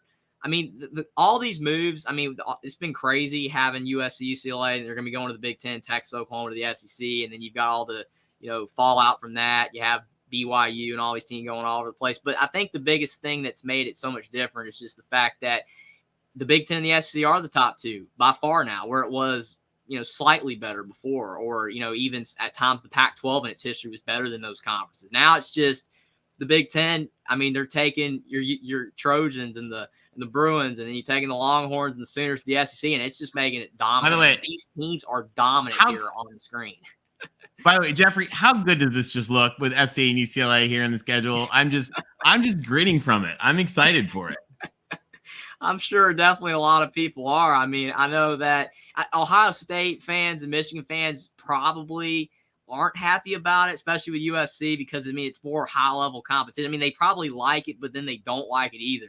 It's kind of like a mix. Like, well, we get to have more high-profile games, and we have a chance to beat USC, but then it's like now we have to play them all the time instead of having to play Penn State, which everybody just acts like is the elite team that we can beat because they're just not on our level all the way. So it's like, what is USC? If they get a defense, we might have a problem. It could be a really good game. Fingers crossed on that. We got to tackle somebody. But yeah, like you said, USC, UCLA, it's crazy. Like Jackson said, I would have never thought it when I was a little kid, because I was all about the geography. It's like it all makes sense. All the teams are where they are, and now it's like you've got LA going to New Jersey, and it's a conference game. The geography's shot. It's not happening anymore. So it's so crazy how. I know for you watching football probably 30 years ago, how much different it is then to now. It's like even for me watching football when I was 6, 7 years old, there were no opt-outs. There was no transfer portal that was really important. All this stuff's just so new, and it's made the sport so much different. But, it makes for a lot more coverage and a lot more stuff to talk about, for sure. No, it really does. And you got a lot of great games. UCLA has Rutgers both years, which will be kind of cool. So, they'll go to LA, and UCLA will have a blast in New York. All right, Jeffrey, what anything else? We got some folks waiting. I really appreciate coming on. I haven't been on in a while, trying to think, but just trying to soak all this in. It's just definitely, I really appreciate it. It's been a nice talk to you, man. And just like I said, looking at the schedule, there's just a lot of cool games, like you said, a lot of new opportunities, new games we're going to be seeing. I can't wait for 2024. That's all I can say. It's going to be very interesting. But, try to take 2023 all into, and it'll be the last for a lot of big games and big, these conferences. Try to one last ride, and then we'll be going to a whole different college football world in 2024. Definitely be looking forward to it. Can't wait to call back in soon and talk about some of these upcoming games this year. It's going to be a lot of fun. I'm looking forward to it. Only like 80 days away. It's crazy. Time flies. Sounds good. Hey, thanks for calling in. Really appreciate it. We'll talk to you soon. Man. All right. Next up, I think John was next. John, welcome to the Voice of College Football channel. I am just temporarily here as the fill-in for Mark. How's it going? Good, pretty good. I'm a Nebraska guy, obviously. Nice. You guys got a good schedule coming up. I'll make 2 points that haven't been made yet. Awesome. Given all this stuff that is come for Nebraska, Matt Rule better get really good really fast. Because in Nebraska in 2025 gets Michigan, Ohio State, USC, and UCLA. I think that's pretty obvious. You guys injured me while I was waiting by saying it's pretty easy to make a bowl game. And I was weeping before I came on here because, I'm sorry. wow. It was not targeted at our Cornhusker friends. You should. You just take the shots, man. We deserve it. Well, hey, so there have been some laughs among USC folks about Nebraska in the last couple of days because USC, I don't know if you heard, just announced, I think, what is it, 2027 or something, the probable Clay Helton Bowl as Georgia Southern comes back to the Coliseum, and it's a little scarier than it should be from bad memories. Yeah, the other thing is nobody has pointed out is that it's pretty clear that Iowa is the most hated team in this conference because they got 3 protected rivalries. Well, hey, and I think that it's very well deserved. It is. It's learned. Where is Erica in the chat tonight? I don't know if I've seen Erica in the chat tonight. Erica, our favorite Iowa Hawkeye. Yeah, no, they got 3. You're a USC guy, right? I am. Yeah. You're Okay, But well, I grew up tip. in Michigan. Here's a pro tip. Oh, you grew up in Michigan, so you know that you don't have to wait to join the Big Ten to hate Iowa ahead of time. Well, I also know that it doesn't matter how good you are or how bad they are. If you go into Kinnick Stadium on a Saturday night, anything can happen. That's That true. that I have learned from a lifetime of watching Spartans and Wolverines. What's been the overall reaction from everybody here? I think you just showed up though when Mark left and I saw this stuff, and I've been reading some of the chat. I think the Big Ten, the idea that the divisions are going away is, I think, best, because for a long time the Big Ten East had, there was a lot of imbalance. Nebraska certainly isn't the team that everybody expected them to be coming into the Big Ten Conference 10 years ago or whatever. And to get rid of the Big Ten West, I think gets rid of, quite frankly, an embarrassment side of the conference, where every Big Ten championship game, you kind of looked at it and you went, well, the East is going to beat the hell out of them. And there you go. It's I know it seems like that. I'll tell you my personal take on it, which is probably an unpopular take, and I'll get roasted in the chat for this, is that a lot of times this stuff is cyclical. Right. And I don't think cyclical like 1 year, but like cyclical in 5 or 10 years. And so you end up with a choice of, do you go with division, like when they had the leaders and legends and they actually tried to balance it all, and all they did was take flack for it. And it only just created hassle. So then you said, okay, well, we're just going to do it geographically. And whenever a conference does it geographically, anytime you end up with some element of, rolling the dice on, are the conferences well balanced or not? And in the Big Ten, you just have that giant weight around the East, because you've got Ohio State, you've got Michigan, you've got Penn State, and they've all been good for the better part of 20 years. Now, if you go back to the 90s, that wasn't always the case. But I guess it kind of was. Like, I don't know when you'd have to go back. If you go back to the 40s, no, I'm just kidding. But there is an element of cyclicality, because Iowa's not been as strong as they traditionally were. I mean, they're good, but not as strong. Nebraska has had a few years of struggles, as we all do from time to time. Wisconsin's been like kind of okay, and Minnesota has been okay. So you've got a lot of okay, and it's just sort of cyclical, is my thought. I got another question. Also, by the way, my other thought on Nebraska is, don't ever count Nebraska as being down for too long or totally out until that game's over. I've seen too many Nebraska games. I hope that's the case coming up under Matt Rule. The 2-year rotation things leaves the Big Ten with an 8-game schedule, an 8-game conference schedule, or 9-game conference schedule. I'm sorry. The SEC has 8 games. Is the SEC smarter than the Big Ten? I mean, they keep winning championships. So Big Ten keeps playing better games. There's part of the debate. I would also argue that the Big Ten sort of has blown some championship opportunities. True. I mean, the soundtrack of that Michigan TCU game should have the chicken dance on it, with all the stuff that kind of went wrong. So I just, you kind of say, okay, well. Also, by the way, the SEC glory is probably a little cyclical. So your cyclicality matters.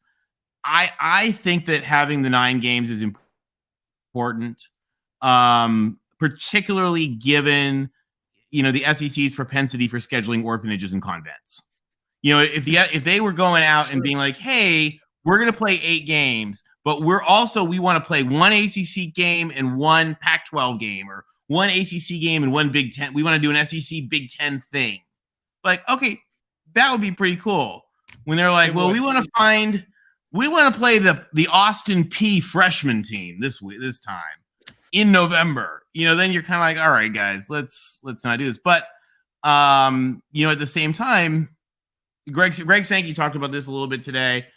The other thing is, Paul Feinbaum talked today at this fascinating conference the University of Arizona hosted today, actually in DC, at their DC office.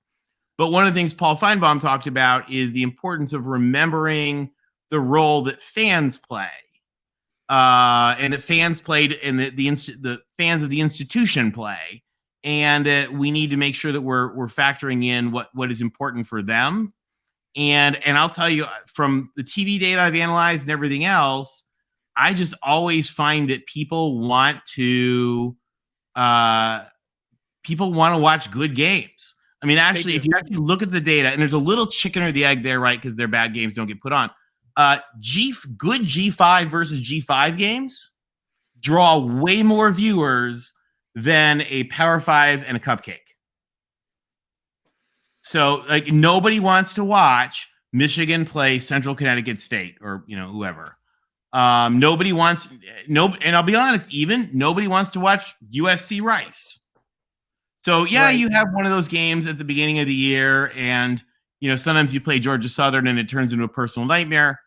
But people don't generally people would rather see Nebraska versus Wake Forest than Nebraska versus Georgia Southern. Well, I know 2024 Nebraska's big game, out of conference game, is Colorado, which we hate Colorado. That's a great game. You hope it's a good. A great game could mean Nebraska wins 72-3. You know what I mean? For Nebraska fans over Colorado, for Nebraska fans against Colorado, there is no such thing as enough points. But let's see, 2025 Nebraska's big game is Cincinnati. I would guess that in the future, a lot of the Big Ten teams aren't really going to schedule anybody that's heavy for their non-conference games. So we're seeing, don't you think we're going to see less outside the conference overall? Well, one of the things about the Big Ten in some regards is you could argue that the addition of USC and UCLA is effectively, for a lot of these teams, like if they played a non-con, like if you think back to history, think back to the 80s when this was way more normal. Like it's almost like they're playing 8 conference games and then one against one of the Pac schools. Oh, that's true. So it kind of, because they've sort of loaded up the conference. And the same thing, by the way, this is part of why I think the SEC needs to move it up, because the SEC is added these new teams. And in adding those new teams, like, nobody wants to wait 24 years to see Texas A&M play Georgia. Or Texas A&M play Texas. Yeah, we've all waited long enough for that one. Just watch That's for the gonna riots. Be fun. Yeah. Yeah, I know, right? I think they got rid of the they got rid of the bonfire though, didn't they? Yes. Okay, that's fine. But taking a look at, looking at your Cornhuskers, and by the way, I think Matt Rule is a great hire. I'm watching what he's doing in recruiting. I'm watching what he's doing in the transfer portal. I hope it works, because football, and I used to shake my fist at Tom Osborne, on the screen, but football is better when Nebraska is Nebraska.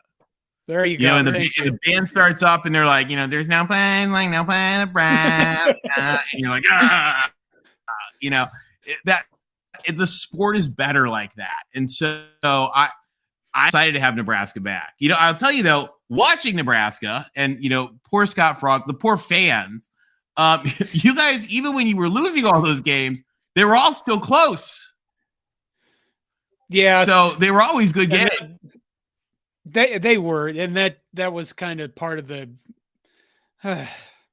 honestly. I know. And you're just very blunt about it. The whole con job that was that guy we fired. I usually refuse to say his name anymore, just because I've tried to exercise him from my soul. Yeah, you have to. And I know you said Matt Rule. I know you said Matt Rule looks like a good hire. Well, I'm not ready to love again. Okay. Okay, I get it. Maybe by August fall camp rolls around, I'll be ready to love again and be ready to look forward to Nebraska's 2023 season. But I am looking forward to it, but I'm not with real high expectations. And real quick, just to answer this, their viewings do drop when they schedule Patsies. Like their viewings drop a lot. Nobody likes to watch Alabama play Austin Peay.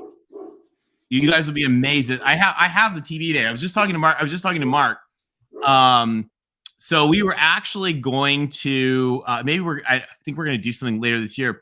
So I took years and years of TV data and just like over a couple of months, just like manually with like, because you have to manually input it in, so that I could code it together with other data.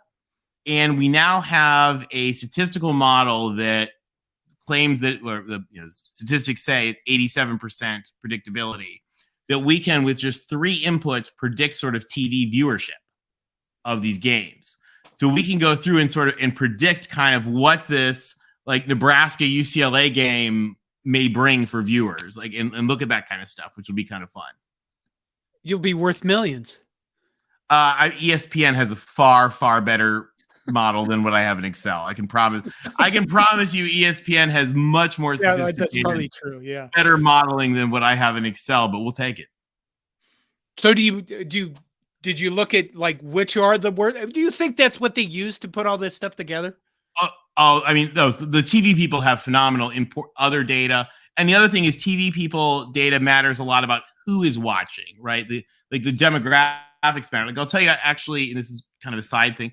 One of the things that's like one of the most attractive, the most attractive streaming audience, I'm told, believe it or not, is the ESPN Ivy League deal. And the reason for that is that not a lot of people watch Harvard versus Princeton lacrosse.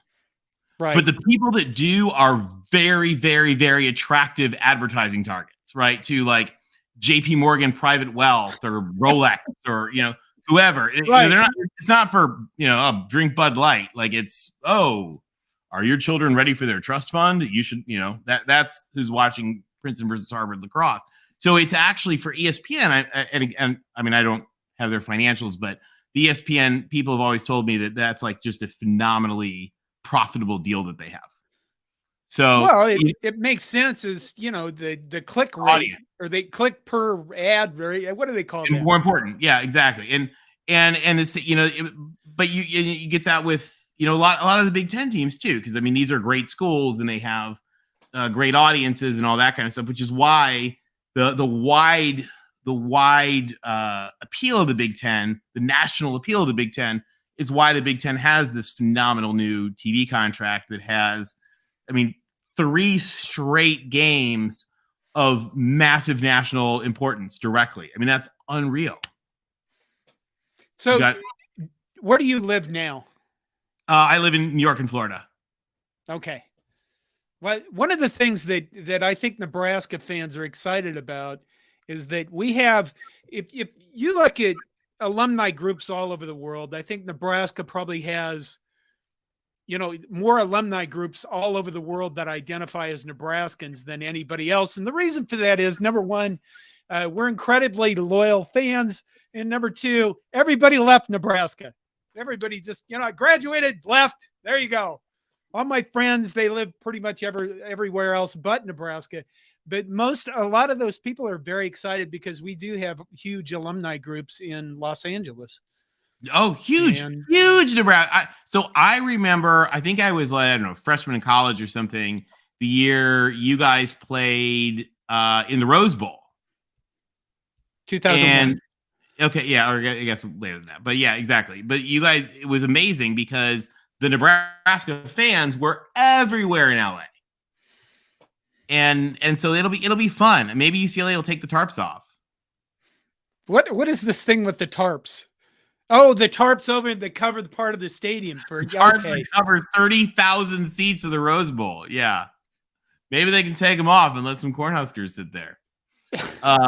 So we like to tease UCLA because while they were just lampooning and sobbing about their holes in their budget, they left 30,000 or whatever seats covered that USC fans couldn't sit in. And we were like, well, if you needed the money, I know where you could get some. You'd think they would just sell those seats to people in red shirts. You'd think, they would do that. If you look at what happened with Nebraska, will play Colorado this fall. And Colorado upped their ticket prices. I don't know, like $8,000 a ticket. It wasn't that much, but you get the idea. Sure. Yeah, Nebraska Yeah, but they just bought all the tickets, and we pretty much are paying Deion Sanders' salary for I 2023. mean, you guys also, I think you're going to cream them. Well, I hope so. Like I said, I'm not. I'm gun shy, man. I'm not ready to love again. Believe me, as a USC alum, I know how that feels. We were like, we think Lincoln Riley is going to do well, right? I mean, if you watch our USC post games, we'd be like, whew, another one. And all of a sudden, finally, we're like, wait a minute, we might make the playoffs. It's like, wait, where did that come from? Too all funny. right, Hey, I need to get going. You. Coordination, we appreciate it. Yep, I'm we'll sure see you soon, John. We'll talk to you again. Thank you. All Take right, care, you guys. Go Big Red. Go Big Red. All right, thanks, John. We've got Defiant from Indiana. How are you doing? Oh, you're on mute. Oh, is our Defiant Hoosier fan there? He may be missing. All right. Well, we'll wait for him to come back again. Hello? Hello? Hey, how you doing? Oh, can you mute your YouTube tab? Sorry about that. Oh, no worries. About that. Doing something. Sorry about that. What's going on? What do you think about Indiana's big upcoming schedule? I think it's interesting. I do like that Purdue, we play them every year. I do like that. Maryland, though. Maryland's an interesting one, That's have you been to a game there? I have not been to a game there, but I know they're winning now, so I know there's a lot of fans showing up to those games and everything like that. Yeah, and well, the other thing is Maryland. Some people don't realize the University of Maryland is essentially in DC. Like it's right across the line. It's on the DC Metro. It's on the Green Line. So it's a really, really fun place to go and go to see a game. If you're a Big Ten fan and you're playing at Maryland, go. When USC played its games in DC, it's one of my favorite road trips I've ever been on for our away games. So, this show somehow popped up on my TV. That's kind of funny.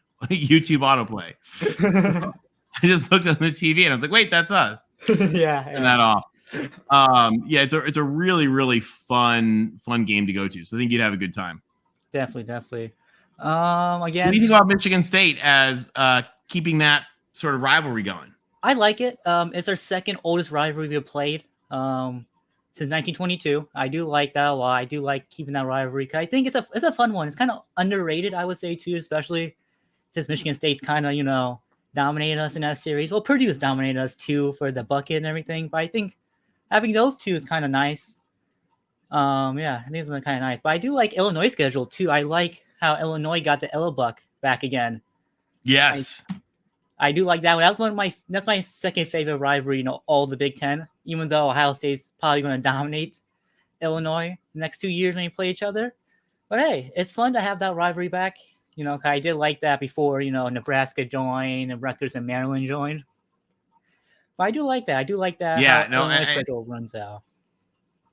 Well, and I'll tell you, I'm excited to go to the Rutgers campus in all the. I mean, I don't know when I first moved to New York, but I've actually never been to a game on campus. I've been to games at the Meadowlands or MetLife. I always still in my mind think of it as Meadowlands. But I haven't been. I will tell you one really funny thing. This is just a random side laugh for those of you guys watching.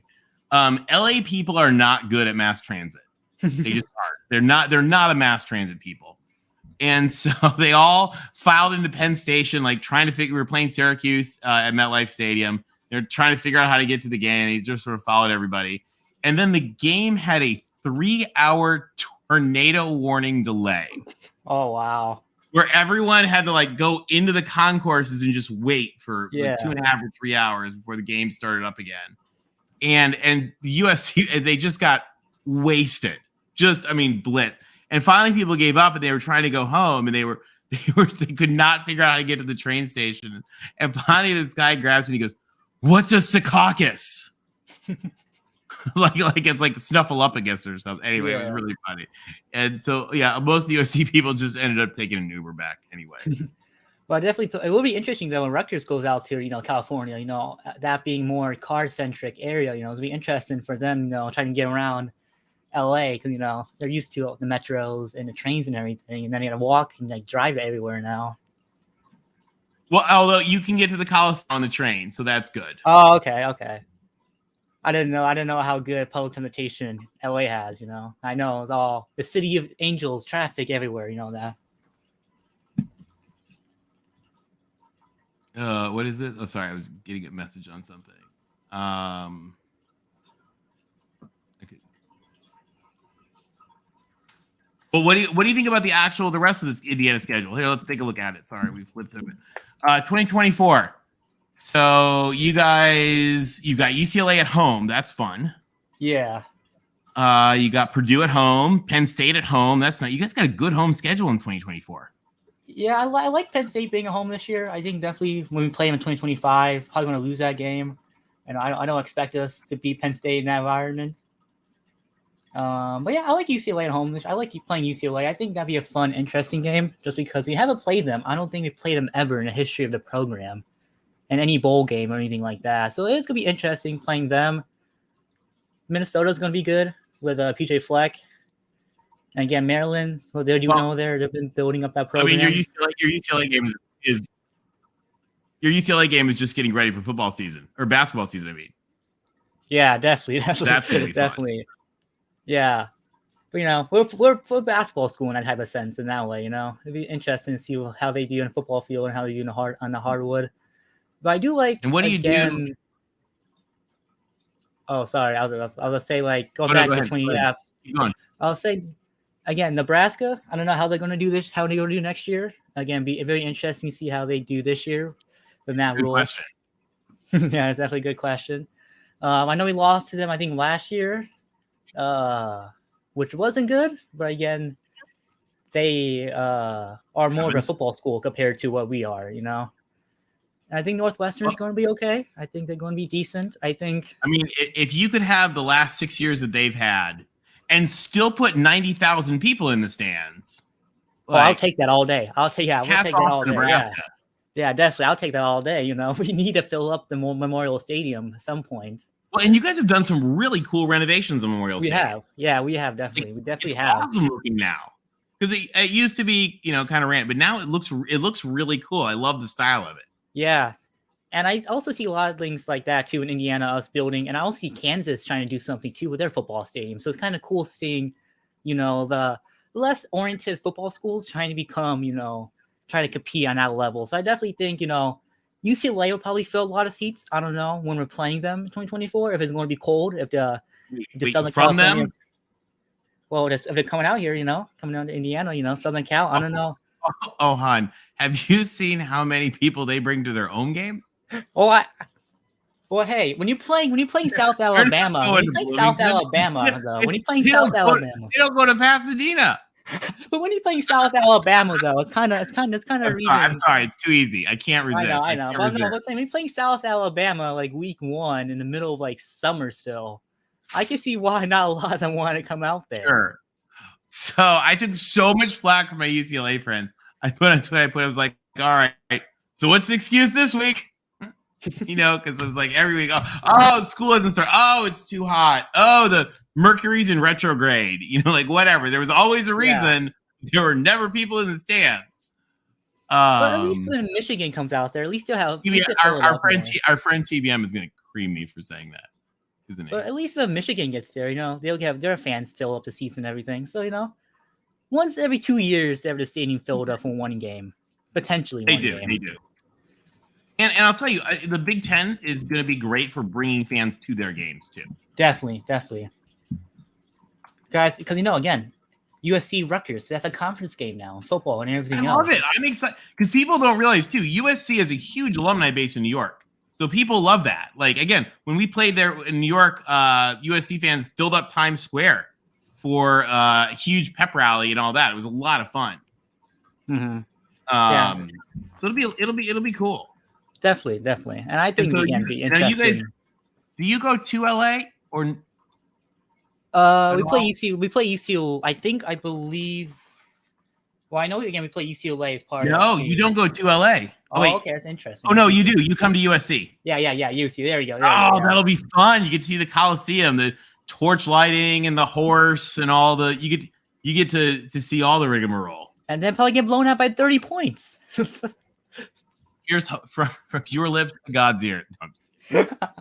No, You know what? You never know. That could be a good game. It could be a good game. Like, because you guys are doing a lot of stuff, getting to be better. Hey, if Tom Allen Indiana can turned recruit around. and coach, and actually put a decent product on the field, I think we probably could compete with USC.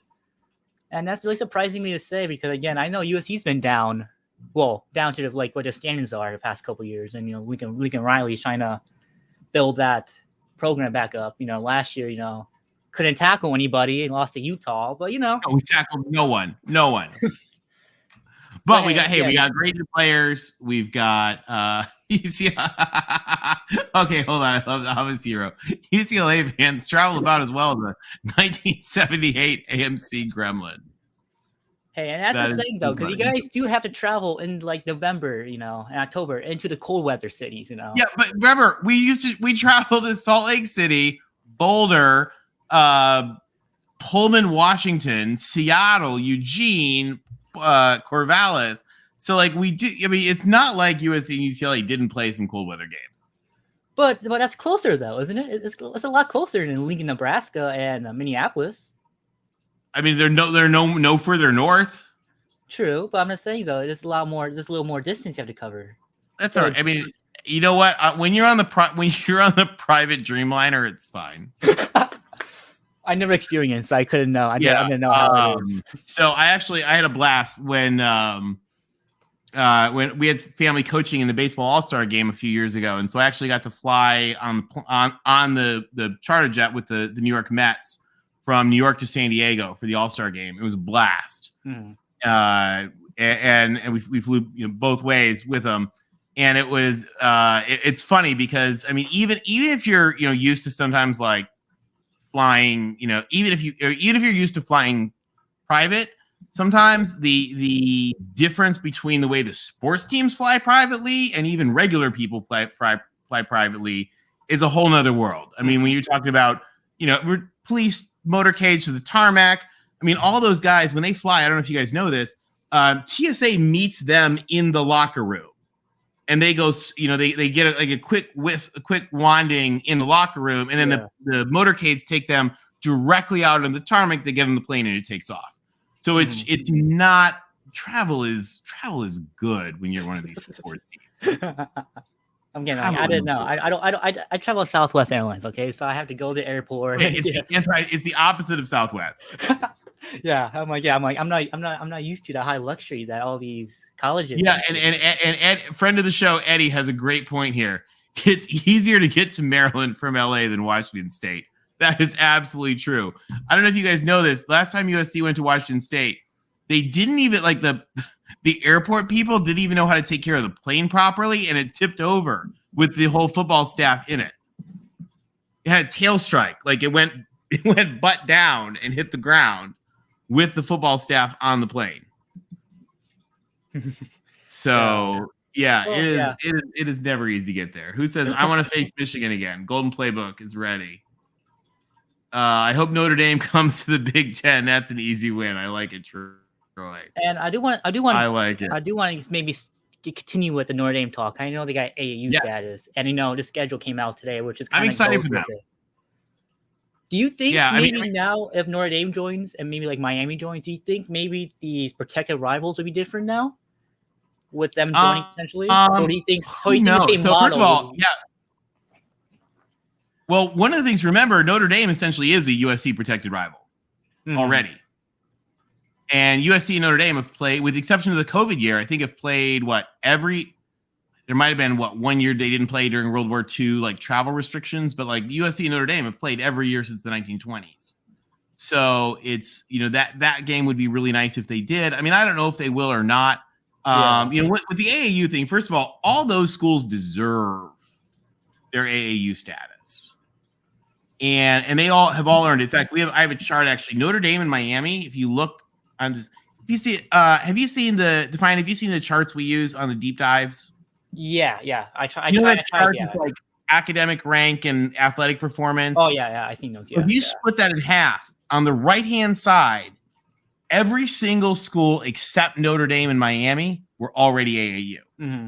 So they're really filling in those gaps. conference. And it wasn't until I saw that chart that it really hit me on kind of like, okay, these schools really do deserve it. It's not, I mean, we know it's not just a Big Ten thing, right? Because it's the AAU, but you really do see how well they deserve it.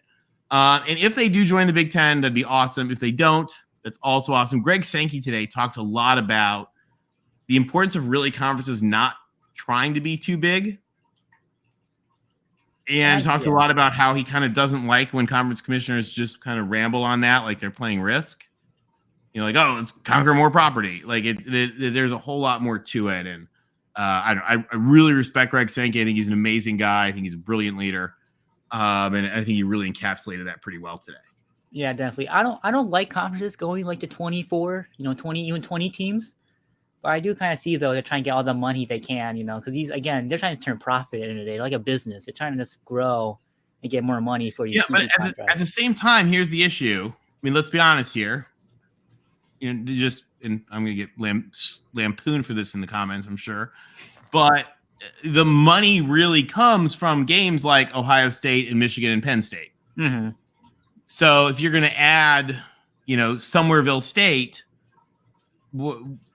they're not worth the money if they're going to be on BTN. Yeah. The money's only worth it when you're talking about the Michigan games and the Ohio State games and the Penn State game. So, I mean, if you for example, say you add Miami, okay, that's super exciting and awesome. You got to have a place to put them. Definitely. So where are you going to put them? Because your schedule right now, the Big Ten schedule right now is booked from noon until 11 p.m. Mm-hmm. So where do we put them? Third thing, like if you're going to add, and not only that, but I don't know if you know this, the Big Ten schedule now actually also, nobody talks about this, but also includes the options for some late night games for USC and UCLA. Like, I don't know, let's just pick a random, like this UCLA, like this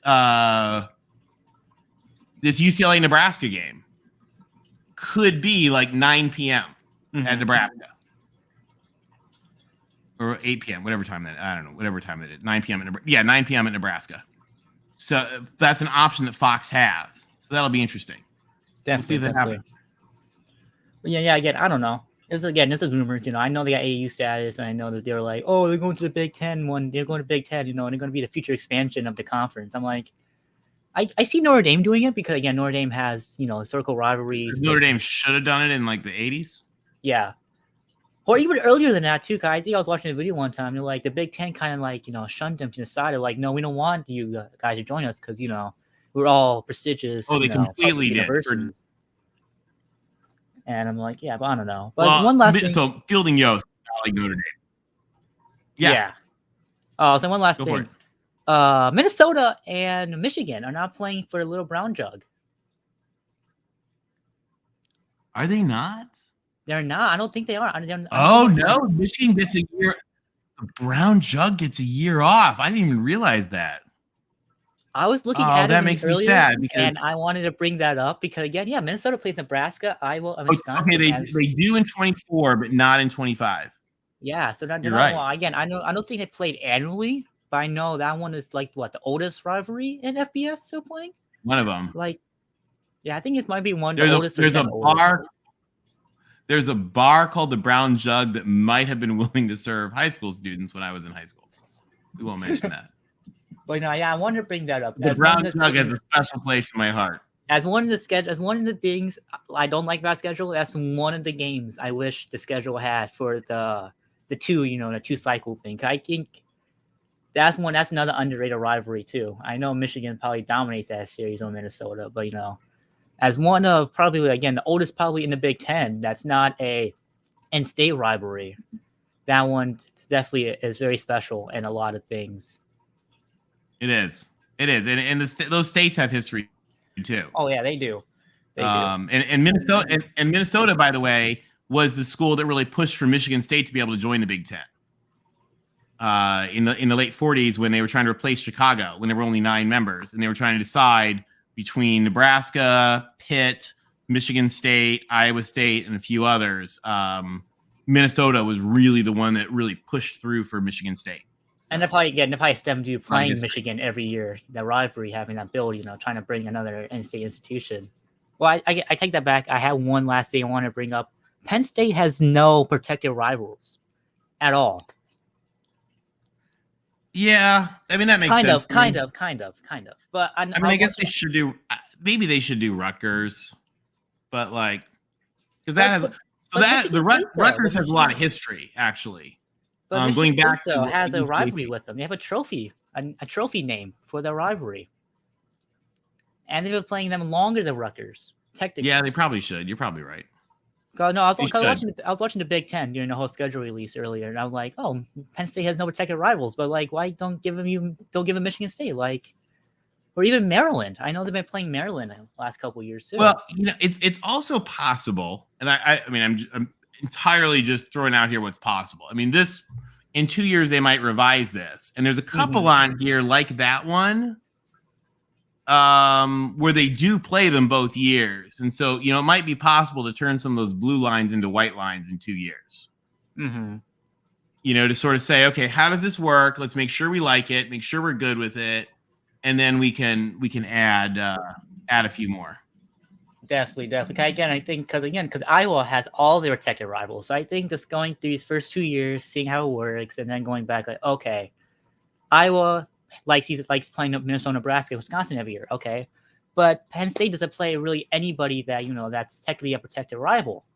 So let's see how we can adjust the schedule a bit. But again, I think right now this flex protect plus thing, the Big Ten should have probably done this a while ago in a scheduling format. I think now, since UCLA and USC are joining, like, okay, we need to figure this out before they join, because we don't want them playing, Rutgers every year. Hey, those of us who spend a lot of our time in New York would love to have USC. Oh yeah, I know, Rutgers yeah, but like year. everybody else though, traveling It's UCLA, true. traveling all the way to like the other side of the country to play, in football. I get like basketball and everything else. It's easier to travel that way, but like playing every year football, it's just a little more different. It is. It'll be interesting. Well, hey, thank you for calling in. We're glad to have you. Thank you. Thanks for having me. Go Hoosiers. Yes, sir. Yes, sir. All right. Who is next? Jackson, hold on. Jackson, nod to me. Can you stick around for a minute? Okay, perfect. We got Need More Cowbell. Hey Welcome. There. Hey there. How's Thanks, it going? Cody. Doing very well Good out to here see on you. the West Coast. Perfect. What do you think of this schedule? I like it. I think USC and UCLA add a lot of excitement and competition to a conference that was getting pretty stale, to be honest. I just can't figure out how they're going to work a Big Ten championship game and how they're going to decide the two teams to be in it if everybody. I don't. Does anybody in the chat? Forgive me because I had to actually step away from part of the broadcast, so I didn't hear if they went through the tiebreaker formula. Does anyone know the actual? I mean, not like what we. I mean, we could guess some stuff what it would be. But does anybody in the chat? Do you guys know the actual tiebreaker formula? If you do, we'd love to see. I didn't catch it on the air today. Yeah, it's a good question, especially probably for second place. Who knows? Keelani says coin flips. Oh, why not? Well, yeah. Rock favorite scissors. If you're a 2-loss team and you think you might not make it with 3 losses to the playoffs, why do you want to be in that championship game? That's a good question. We'll see, and it'll be interesting to sort of see how the whole playoff structure works too, because we may see some revisions to how that happens as we move forward in coming years. And is there any talk about them switching up the championship game from the current location in Indiana to alternating between East Coast and West Coast? I have no idea. I mean, I see what people talk about. Like people say, "Oh, they should." There's a wonderful. I mean, I joke with USC and UCLA. We should just have the championship game like it should be, January 1st at 2 p.m. in Pasadena. Yeah, I have no problem with that. I mean, that's pretty much how it was for a long time. Yep. Let's see. We're getting some answers. Justin said, okay, they didn't. Okay, so I didn't miss it. He says they didn't announce it yet. I presume be highest team in the right. Yeah, it might be something like that. I think that's what the Pac-12 does. John has an answer. As always, John knows the right answer. He says tiebreakers to be announced. So I guess we'll find out. That'll be interesting. Now, who do you cheer for? I cheer for University of Michigan, even though I am a Kalamazoo College graduate. Oh, nice. Which is a pretty insignificant place, but it is not. My brother went to Western. Go Kalamazoo. There you go. I can remember Michigan, USC, Rose Bowls as a kid. They were in both, and USC, Ohio State Rose Bowls. Kid, they were just awesome events. And particularly with USC now, because LA has become this economic powerhouse. And when it's turned on to football, you just can't describe the kind of money that just flies around and the fun. And you have to get the stars involved. And it is just the switch that turns on between we don't care to we care everything about this. And hopefully that's what we're going to get. True. It's so because I've been there for both of them. I've been there for both. And I'll tell you, how cool is it going to be when the band launches into the victors as Michigan takes the field in the Coliseum? Michigan's record in the Coliseum and on the West Coast is not really good. So it's usually the prelude to a funeral. Hey, I'll USC take it. has their number out there. Kidding. But I really enjoy they USC. so often do. USC. It's going to be fun. It's going to be fun. It's a fantastic atmosphere. And particularly because I lived for years on the East Coast. I'll tell you something really funny. Sure. Go ahead. Oh, go ahead. Keep going. Sorry. No, go ahead. I was going to say my dad played for Duffy at Michigan State back in the day. Oh, I said my dad played for Michigan for Duffy at Michigan State, and they played at USC and they played against UCLA while he was there. And any of the guys that he played with or his coaches, whenever they found out I went to USC, most of them always had the exact same reaction, and they would say the exact same thing, and they would just look at me and go, "I hate that effing horse." Because the horse just rode around the field as USC scored on Michigan State. So they were like, I hate that. It was always I hate that effing horse, although they didn't abbreviate it. We always hated those silly helmets the band wears. Exactly, it's part of the charm. It's part of the charm. What Hey, what do you think here? You know, taking a look at Michigan. They got Maryland both years, so you go to DC, which is kind of nice. Yep. What do you think? Dependent was just suggesting that he thought they should have given Michigan Minnesota as a protected rival too. What do you think about that? No, the Little Brown Jug has been on and off for years, so it's lost its luster, and the rivalry is so one-sided that it's it's really kind of past, and that's one of those traditions that lives on that probably shouldn't. Fighting words. Yeah, I know, but economics change.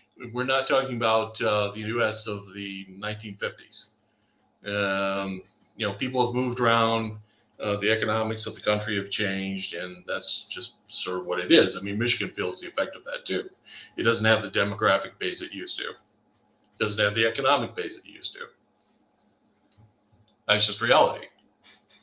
Yeah. No, I think you're right. Let's take a look. Let's take a look here really quick at Michigan.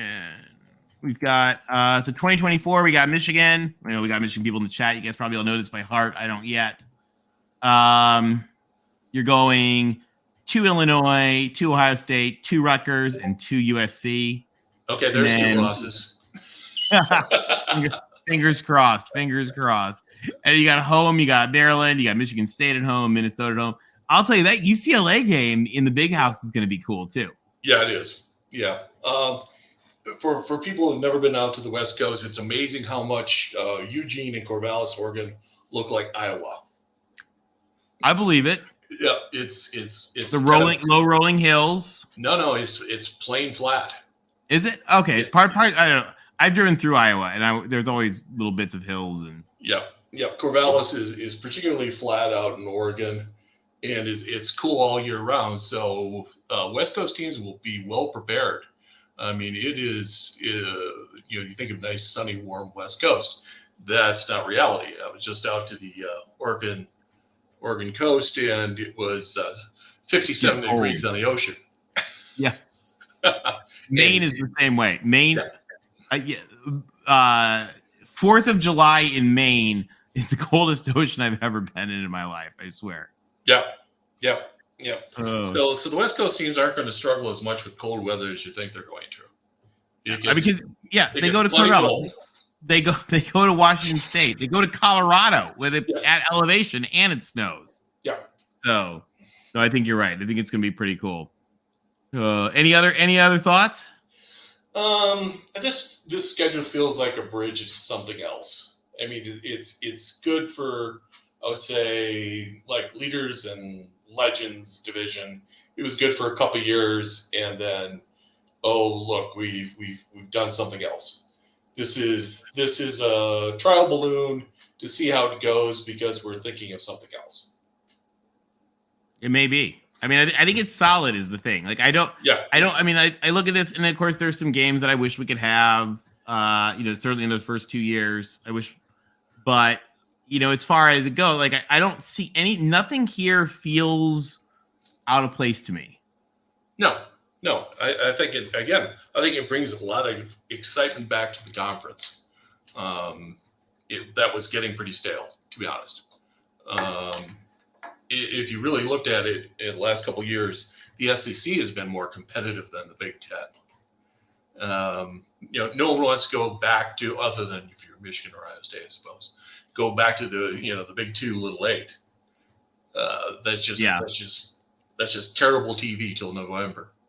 And no one is going to think that USC or UCLA is a bye week under any circumstances. We'll take it. Yeah, you will see things from West Coast teams you have never seen before. Guaranteed. It'll be fun. We like it. Yep. Well, hang in there and go blue. All right. Thank you, Tony, for having me on. Thanks, Seymour Cowbell. We'll talk to you soon. Alrighty.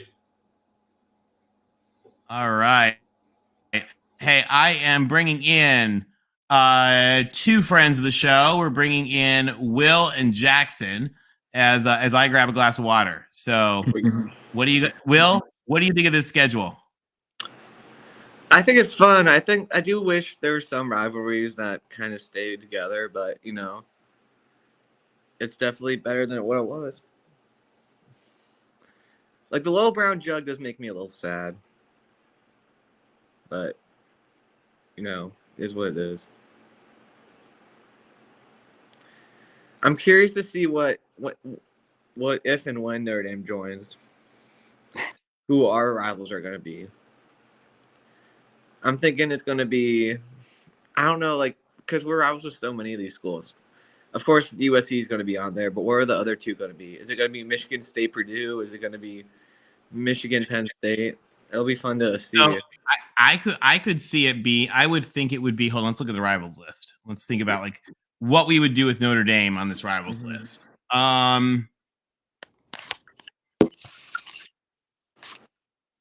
Who's Northwestern got?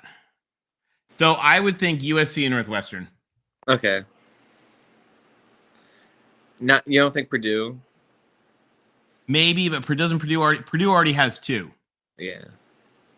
I mean, yeah, maybe it should be Purdue. Maybe. I mean, heck, maybe you drop Illinois off Purdue. I don't know. Yeah. It makes sense to me that Notre Dame Purdue's more of a rivalry than Purdue Illinois, to be honest. Yeah. Mm-hmm. Yeah, no, I believe it. Yeah. Tony, are you What is happy this? with Tony? I'm reading TBM's comments on YouTube. Are you happy with Penn State? Am I happy with what? To start? Are you happy with Penn State and Wisconsin to start as your two plays? I'm excited for it. I can't wait.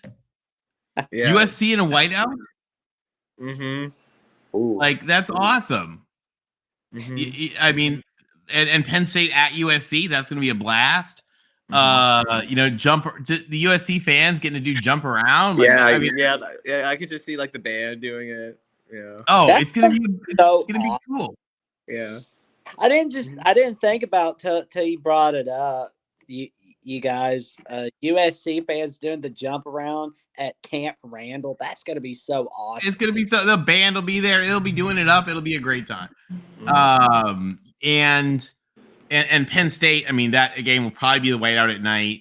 You know, when they come to LA, that'll be a lot of fun. That'll be a hard-hitting game. I mean, they're a great team, really well coached. It's going to be fun. Of course, UCLA's protect rival. Yeah, I mean, if there's certainly room for Notre Dame, but also, I mean, the Notre Dame thing might not happen for a long time. Yeah. I mean, I don't know. I haven't checked Twitter in 10 minutes, so it might have happened today. But no, I'm just kidding. I thought it was also, you know, telling they've announced their new athletic director, the athletic director in waiting. NBC guy. Yeah, and I don't know enough about, and Will, you would know this better than I do. You know, people talk about this, but I don't know what like the Notre Dame board members think of the idea of the Big Ten, or what like Notre Dame's mega donors think of the Big Ten. You know, it doesn't matter what like fans I think like. the academic people like it, but the football people want to keep the independence. Yeah, I mean that the big money people might like it. You know, who knows? Hold on, we've got a super chat. And by the way, thank you guys. If you guys want to have a comment, you want to put it on the screen, you have a question. We got Will. I mean, right now we got Will and Jackson. Like these are guys we should ask questions to. Yeah. If you're supporting Mark's channel with a super chat, he really appreciates it. And Mark is out of town right now, which is why we are holding down the fort. But I know Mark really appreciates it, and so does everybody from the community. So Mark sends his regards and thanks, by the way, guys. As does Joey, who couldn't be with us today. John says, in the long run for ND, give them USC, Stanford, Purdue. Yeah, I could see. Yeah, I could totally see that. That's actually, yeah, John, I think you're right. Yeah. I mean, who knows what Stanford, the TV networks have said no, but who knows? Who knows? I think it'll be US. Like if we were to join now, I think it would be USC, Michigan State, and Purdue probably. Yeah, I mean the Michigan State game would be big. Yeah, the Megaphone Trophy and the jewel in the shillelagh without the jewel, which is exactly. Purdue. Yeah. I can't. I've always wondered what it was like being a part of that 1966 Notre Dame. Oh yeah. My dad was in the press box as a GA coach. Oh my God, that is so awesome. You didn't know that? Oh man, that is. I so think like cool. one of our players got hurt in like a train. Like they were taking like a Amtrak or something, and like it was crazy, man. That whole game is crazy. No, that game was epic. Yeah. Oh man. Yeah. That was the last time Notre Dame ever took public transit to go to a game. Wow. Because all the Michigan State fans like were trying to attack them. Yeah. Were they? Yeah. There. Yeah. Oh, there's yeah. a big... And then they're like, oh nope, only university sponsored like travel now. Oh man, like how? Well, supposedly, so that was back when the Pac-12 was still sorting through its like hatred of each other from the 50s. So they didn't play each other in all the games, and so USC was going to the Rose Bowl. And UCLA was really, I think it was, and UCLA was really mad about it. And when Notre Dame had to play USC the next week after the tie. And the UCLA players were waiting for them, and they were like, we have a scouting report for you. Oh, thank you, Bruins. And you proceeded to hand us one of the worst losses in the history of USC. Yeah. So it was not a happy moment for the Trojans. Yeah. You guys got us back with OJ though. So. We did. We got you back. It was pretty cool. Oh man. And hey, by the way, who should call in? We should have Search call in. As a new member of the Pac-12. I have to question Penn State's relevance to anything if they can't even manage to have a single rival. Well, that's too funny. Oh, that's a good thing to think about. The rivalry week. Now we know Illinois Northwestern will be on rivalry week. Indiana Purdue will be on rivalry week. Iowa, Nebraska, Minnesota, Wisconsin, Michigan, Ohio State, Rutgers, Maryland. Now USC, I mean, they'll still do Notre Dame on the even number years, and I'm guessing they're going to do USC, UCLA in the odd number years on rivalry week. So it's a good question. I'll tell you what wouldn't surprise me. This is not a prediction. This is not inside information. This is just wouldn't surprise me. Given the Big Ten has these 3 big old flagship dates or times now, and so it wouldn't surprise me if they take a couple of those rivalries and maybe spread them over like a couple more weeks, or something. So they're not all on the same day sometimes, just to get them on those slots. It also would not surprise me if USC UCLA is not a mate, like if we're not both good. It wouldn't surprise me if that ended up a late game, because remember, Fox has the right to televise Big Ten late games in that after dark slot on Fox. that'd be cool. So yeah, if one of those 2 teams, we won't say which one, is not very good, Search is going to be bad anger typing at us. You saw his last comment. That was funny. Oh, what did he say? Well, let me switch. This is going to be good. I can't even see it, but I know it's going to be good. USC should only be on Rival Week half the time because USC is spoiled and has to have its last game at home. That's true. There's a reason they call it the University of Spoiled Children. It's true. You didn't know that, Jackson? Yeah, that's pretty fun. The University of Spoiled Children. You're also supposed to make the S a $sign and the C a cent sign if you're from UCLA. They sell t-shirts with that. Hey guys, well, what do we think here of? Let's go back. What do we think of Northwestern? Well, they have their only one rival with Illinois. So that's I nice was for them.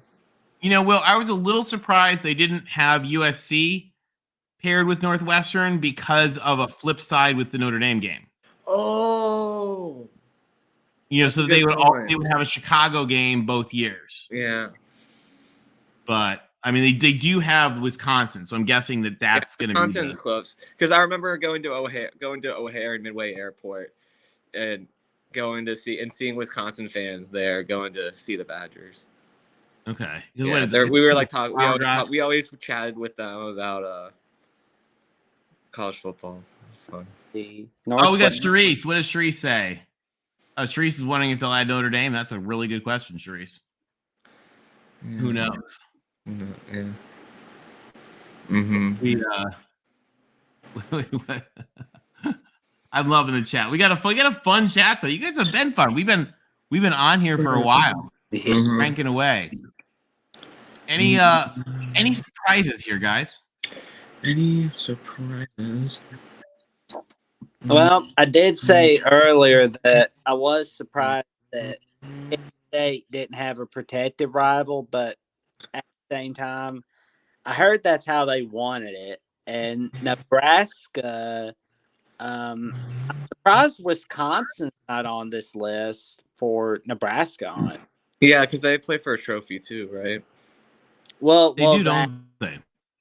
Well, that and yeah, Wisconsin's been having a big winning streak over Nebraska as of late. Last time Nebraska 2012, but I really think it's really going to go 50-50 with Matt Rule going over to Nebraska and Luke Fickle to Wisconsin. It's going to be amazing how they turn those teams into contenders. Yeah, I mean, Luke Fickle take Wisconsin playing USC both years is going to be pretty cool. Mm-hmm. Yeah, I'll tell you what's going to be a great game this year. Wisconsin going to Washington State. Wow. At Wazoo. Like that'll be kind of a fun game. Yeah, it'll be fun. one of those like early season fun games that like no, I don't think anybody's really ready for. Well, I'll definitely be flipping between that game and Oregon, Texas Tech, and Bama, Texas for sure. Oh my God, Oregon, Texas Tech. Those are two fan bases that are going to love each other or not. For sure. They're like they might. I don't know. They're either going to hate each other or they're going to be like, yeah, kind of like this guy. Yeah. I don't know. One of the two. No in between. At least no it's not Kansas State. We don't like Kansas State fans. No. Yeah, there's a Well, couple. I just on Twitter. Yeah, there's a couple we could do without. But I'll tell you. So I actually love Kansas State because I've taught workshops at Kansas State a couple times. Like, and I've spent like a week in Manhattan. You know, we would go out at night in Aggieville. Like, Kansas State is a cool place, and the actual people from Kansas State are wonderful. Like, okay, that's cool. Everybody that I met at Kansas State was awesome. The university people were fantastic. We had a blast with the workshop and all the students that we worked with, and they were really, really cool. You know, they have some vile people on Twitter, but who doesn't? They just have a little bit more of them and a little bit more vile. But the actual real life Kansas State people are awesome. And Kansas State is a cool place. Like, okay. Sorry, Kansas State fans. No. Here's the other thing. It's 4 hours from anywhere.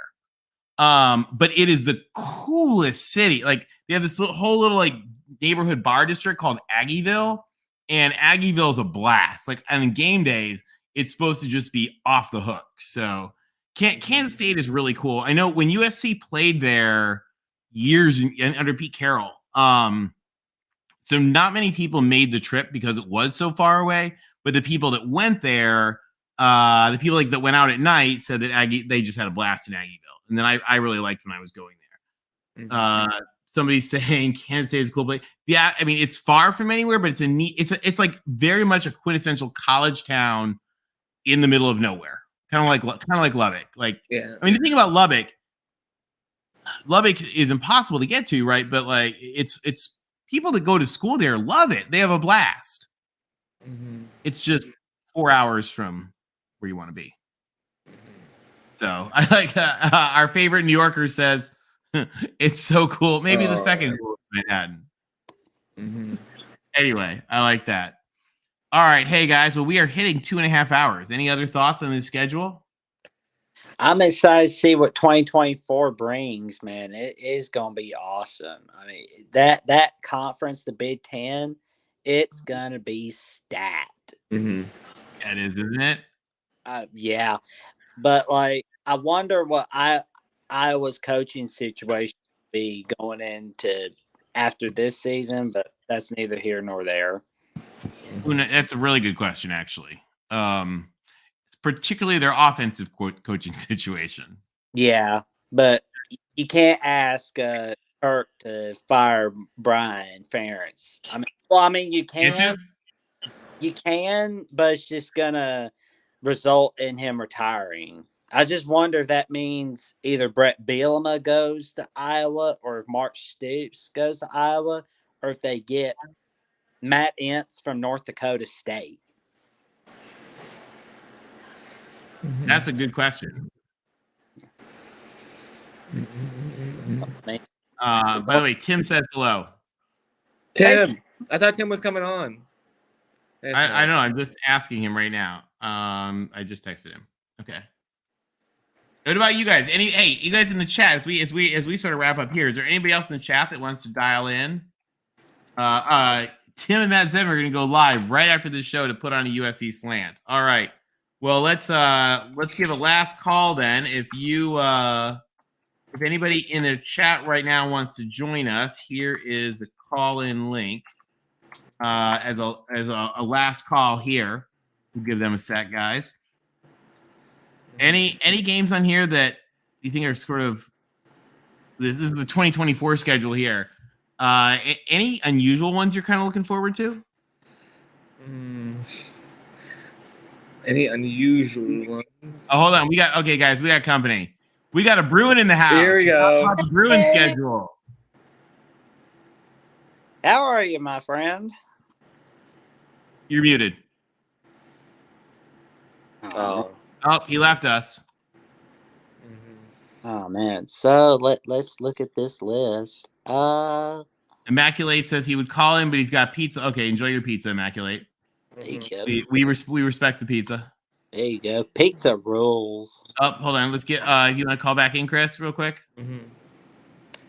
I'm excited. I don't know. I'm just excited to Give see him 1 US sec. We got another caller. We'll give Chris 1 sec to get called back in. Because we haven't had any Bruin perspectives yet. So okay, he'll get. Has Erica called in to complain about the Iowa? No, is the Iowa schedule bad? Hold on, let's see this, guys. It's not. I mean, they do have Ohio State and the children, so. Okay, they go to USC. They go to Ohio State. Illinois, we'll see. Minnesota, they should win. Rutgers, they should win. And then they got Maryland, Nebraska, UCLA, Wisconsin at home. That's not bad. Oh, there she is. There she is. I was summoned. I had to call in. You were summoned. I was summoned. No, actually, I just came from Corey's channel. He was doing a live, so I'm here now. And as far as this Z Paulson person who always likes to seem to make the nicest comments to me, I don't really have any complaints. Actually, it looks like a good schedule to me. I have no complaints. My only thing is I'm not very fond of Iowa sticking with the Iowa State, what's it called? Competition or game, because I just feel like we're dominant already, and I feel like we need more room to put other teams in that slot. Ooh, Is Erica attacking Cyclone Nation? It's the truth. I didn't say anything about Cyclone Nation. I'm not insulting their fans. It's just I'm saying the facts. And if you look at the stats, that's supported. It's supported. Like before this last year, we were winning 66% of the games against them. Ooh, well, you gotta get him. Well, you gotta get him back this year at least. You gotta get. We will. McNary's gonna beat them. Erica, what about the year they won 10 games? Oh, that's never happened. Sorry, never mind. Actually, we've won 10 games in a year before. No, I said joking. Are you making fun of Kirk with that comment? Because that's his excuse for everything. No, I was making fun of Iowa State for having never won 10 games. Oh, Iowa State is like anyway. We're not here to talk. That's right. They're not in the Big Ten. They're not in the Big Ten. Right. But getting back. Hey, Erica, what do you think about next year in the Coliseum? How fun is that going to be? It's hilarious that you mentioned that because I was like, I haven't been to LA in a few years, so you gotta come. Maybe you gotta go. Maybe. I think it's gonna be a fun game though, because last time, like the Holiday Bowl, I know that we beat you guys, so I know that there's some, there's some potential there for it to get a little fierce. Yeah, exactly. Exactly right. So no, I don't have any complaints except, like I said, the Iowa State rivalry being kept, and I'm also not fond of the fact that we are keeping the Nebraska rivalry either. Just because I think 3 is too much. Like I said, our schedule is just too you can predict it too easily. A quarter of our schedule. You know what though? You know what I thought about this though, Eric? I felt like they designated your 3 rivals, but I feel like other people kind of have that too. Erica, do you guys hate Nebraska? It's just not officially designated. I feel like Nebraska fans online really don't like the Hawkeyes. Is it the same way with Hawkeyes and the Huskers? Do you guys not like them? You know what? It depends on who it is. I don't make generalizations usually. The Husker fans I don't like are those who are living in last century, who keep trying to pull stuff and saying like, oh, well, you haven't won a national championship in blah, blah, blah years. Well, you haven't won the century either. So sorry. Like, fair. So those are the ones I don't like. And there's some very nice Husker fans. I mean, I wouldn't say from any fan base that I hate all of them or anything. I'm just not that type of person. But yeah, some of them are obnoxious. That is part of it. Erica, hold on. You got a fan base here. Oh, Dependent Fanatic. I like Dependent Fanatic. Yeah, thank you very much. Thank you. I try to be sensible. I mean, I've been told I'm a homer, which I think that anyone who calls me a homer for Iowa has not listened to me because I constantly criticize them. Yeah, but anyway, no, I'm feeling okay with this. I was saying on Corey's stream earlier that I think that Iowa football, not just football actually, but all of Iowa athletics, I think we're at a crossroads right now. Given that we're going to be getting a new athletic director and the fact that we're finally starting to get there with NIL, like we saw the effects of it on our recruits from the transfer portal this, in the last few months. Like, we've gotten some great transfers, and we've gotten some highly ranked recruits from high school too. So I think that it can go really bad or really well, depending on who we hire as our new coach whenever Kirk leaves. Because I think that's coming soon. I think that he's not going to make it through this contract. Do you think Fran's not going to make it either? I don't know enough about men's basketball okay. to comment, but a lot of Hawkeye fans just don't seem fond of him. I can't comment. I don't really watch men's basketball. I did start watching women's basketball. Yeah, your women's team's awesome. Yeah. I really love. were. Yeah, they were great, and I love their coach, Lisa Bluter. She's just amazing, and Jan Jensen too. She's fantastic. So I love them. But so I think we're at a crossroads, and I think it's very, very important that we pick the next athletic director carefully, and that we don't just accept who's our current interim. I mean, I think she's great, but I think it would be a mistake not to do a search. And if she's the best person qualified at the end of all that, fantastic, she's it. But if not, it should be the person who's most deserving. Yeah. Will the new AD, decide they're going to keep Kirk Ferentz, say, after 2023 if he doesn't get rid of Brian Ferentz for, let's say, they don't win the West Division, for example? Because, I mean, this year looks like the best year for Iowa. To be clear, the athletic director decides whether or not Brian Ferentz stays. Oh, that's not true, and you know it. That's not true. And No, you know it. but here's the thing: is it needs to be true. No, it does, and you know what? It could be with the new. I mean, whoever they it's hire. legally true, but anybody that's going to come in that job needs to know up front. I'm making this call. Yeah. Because it's on there. It's on them. Right. I mean, there's a reason that they have the law structured like that. There's a reason the guy's reporting is structured like that. Yeah, I feel that whoever the next person ends up being, whoever it might be, they do need to start holding people accountable, and they need to just not do everything Kirk wants all the time. Kirk, a lot of Hawkeye fans think I hate Kirk or something. It's not true. I'm just very critical because I want my team to be the best it can be. And at this time in the stage, especially with the new Big Ten setup, I'm not sure that Kirk is the one who will serve us best. And, like I said, it is a turning point. So it's important that we have the right staff. And I hope, I want us to win at least 10 games, because in my eyes, if we don't win 10 games next season, it's a failure. And I know that sounds nuts to a lot of people. Wait, this season or next season? This coming one, 2023. This coming one, okay. Yeah. So, and I know that sounds nuts to a lot of people, and they're gonna be like, "Oh, but your offense." Well, we've done some work on that side of the ball, and I'm not saying we're gonna be the best offense or top 50 or anything, but the reality is we don't need to be. With our defense, we don't need to be a top 50 offense necessarily. If we are great, but we don't necessarily do that. Here's the thing: if they don't score, you can't lose. Well, actually, in our what's it called? In our situation, it's if Xavier Wampa or Cooper DeJean are out there and they do interceptions, we will win. That's what it was. Yeah. It's true. It's true. But remember, as my dad's defensive coaches used to always say, if they don't score, we can't lose. Right. No, but joking aside, I think we're going to see, I don't want to say we're going to see a revamped offense because everybody knows that's not happening, but I think we will see improvement.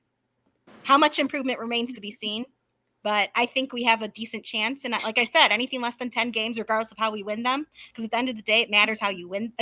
You win them, and how you get there. I mean, I would love to see like 50 points put up, but it's not. That's not how Iowa football is currently played. That's just not what it is, unless you're playing Maryland, in which case you get 7 interceptions and you get like 50 something points, and they get like 1 touchdown.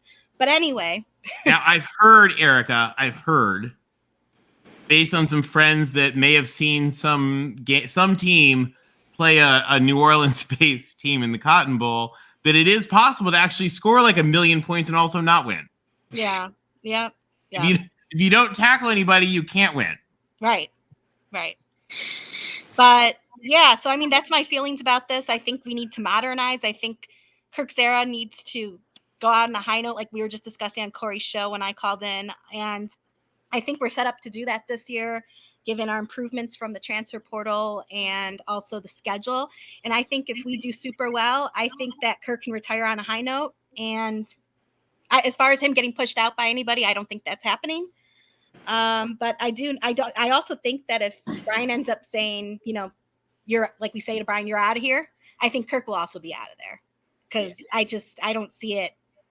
I just don't see him staying if Brian is cut out. So hey Erica, one final thing. I think I have an AD suggestion for you who knows how to make the tough calls.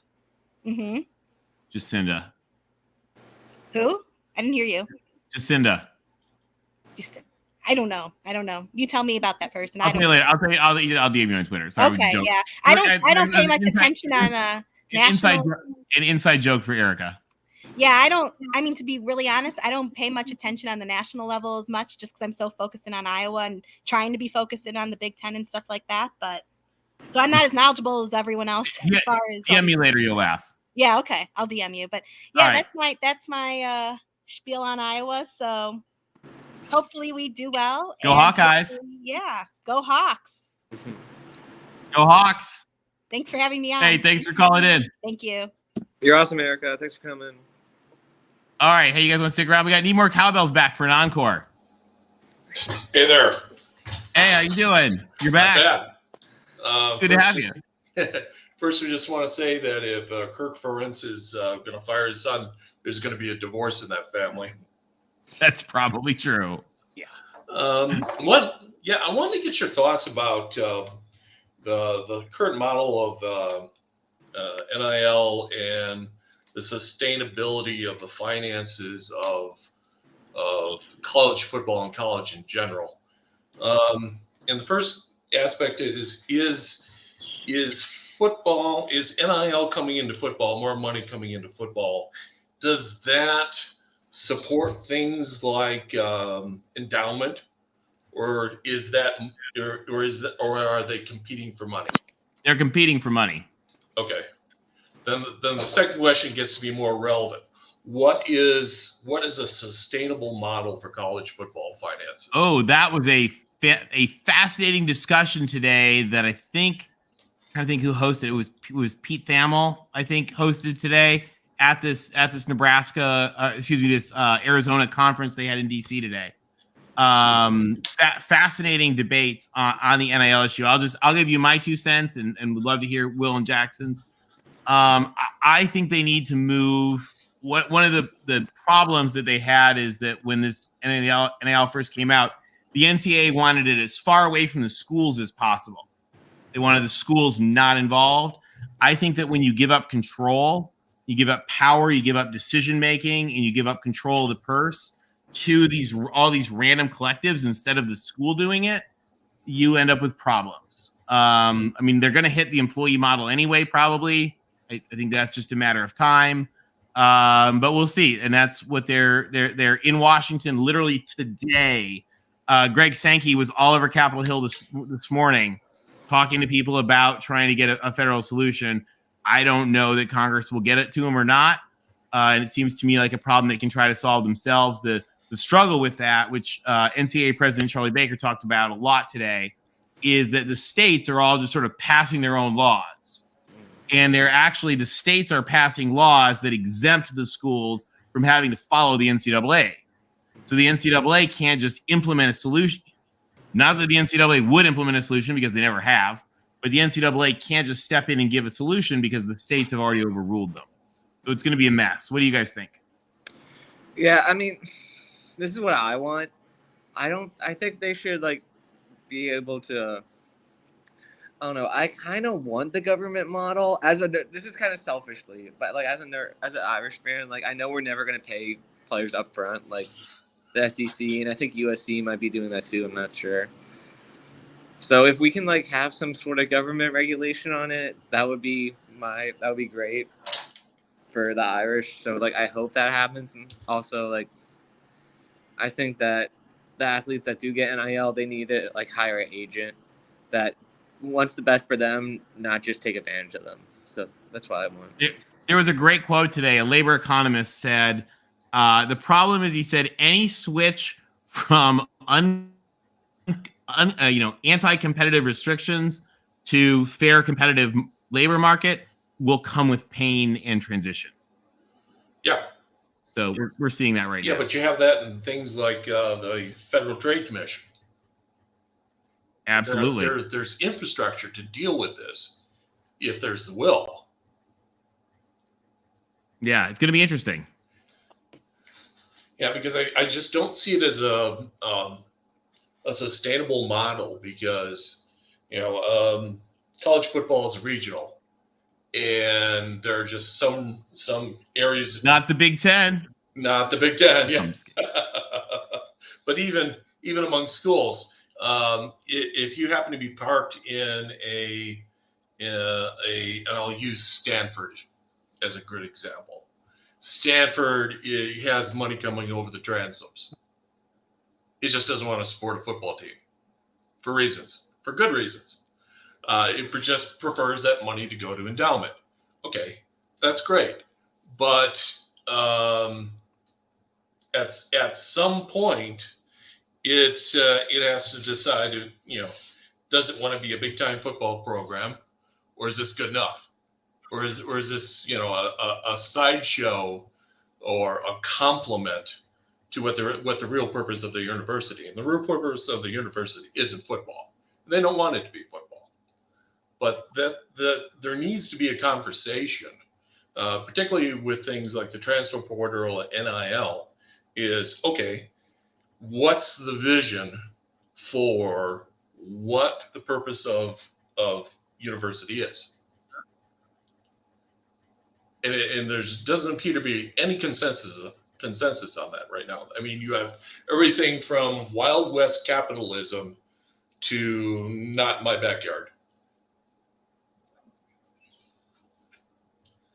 You know what? I'll tell you though, you should read. And if anybody gets a chance, go to the library. It's out of print, so you got to get it at a library. Otherwise, it's like $300 online or something. And look up the book "Roses from the Ashes" by Glenn Seaborg, who's the professor who founded the Pac-12, Nobel Prize winner, who also discovered plutonium. But he talks about the issues of the 1950s, which is when they were debating paying the players, when they were debating scholarships, and it's literally the same, and the complexity of what they talked about in 1957 is exactly the same stuff that we're talking about today with NIL. They were just talking about it in terms of scholarships. And the funny thing is, the same schools had exactly the same problems and exactly the same thoughts in 1957 that they have today. And Stanford had a different way of cheating. UCLA had a different way of cheating. USC had a different way of cheating. Cal didn't cheat quite as bad. Oregon was a pain. It's the funniest thing you've ever seen. If you get a chance, it's called "Roses from the Ashes." You can get it at the library. I will have to get a copy of that. Yeah, it's a riot, because literally, I mean, I've sent people, you guys probably haven't seen it, shows where I've done this, where I put up a quote and I was like, "Oh, what do you guys think about this comment from the Oregon president?" And they're like, "Oh my God," well, and they'll talk about it, and I'll be like, "Yeah, that was from 1957." Yeah, because it's the same argument as today. The same economic forces are out there. They haven't changed a bit. There's just no consensus on how to deal with it. So this has to be then a transitory phase between what we have now and something else, because it's inevitable that you're going to pay players, and it's inevitable that if you're going to pay players, they're going to unionize. That's just how it works. So you're going to have to figure out, do you look at an NFL model where you spread out the money amongst, and you won't have 60 teams to do it. You're going to have a smaller Division I. Well, and I'll give you another NFL model of something they should do.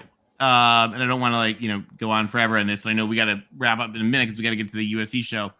But I don't know if you guys know about this, but about 15 years ago, the NFL and the NFLPA put together a joint program with the Harvard Business School and the Wharton School at Penn. And upcoming NFL stars go to like this, I think it's like 2 or 3 week boot camp. And it's almost like a business school boot camp for athletes to be able to sort of like rapidly be taught like how to be ready to manage the business enterprises that they're taking over, and how to manage their agents and manage their financial advisors and stuff like that, that the business schools put together. And I think every school in this country should be putting together something like that for its student athletes. Certainly every big Power 5 school. Oh, absolutely. But again, that's the stepping stone to something something bigger. Yeah. And what that bigger is, we're still trying to figure out.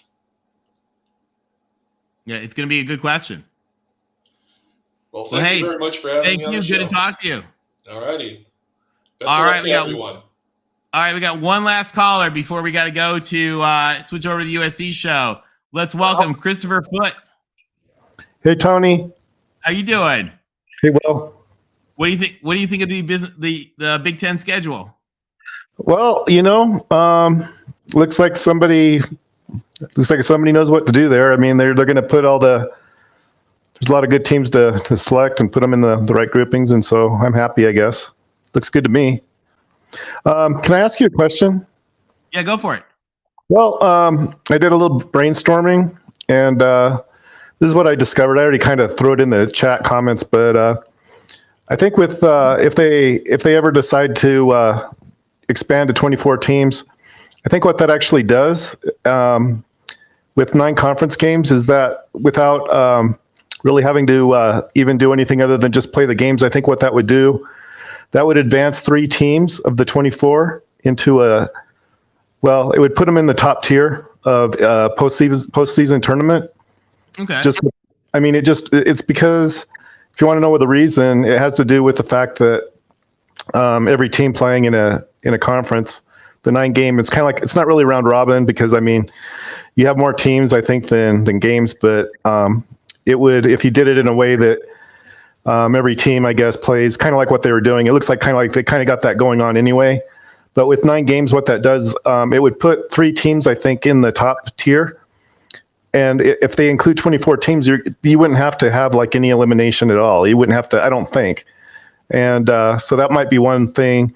And percentage-wise, you might want to know the percentages.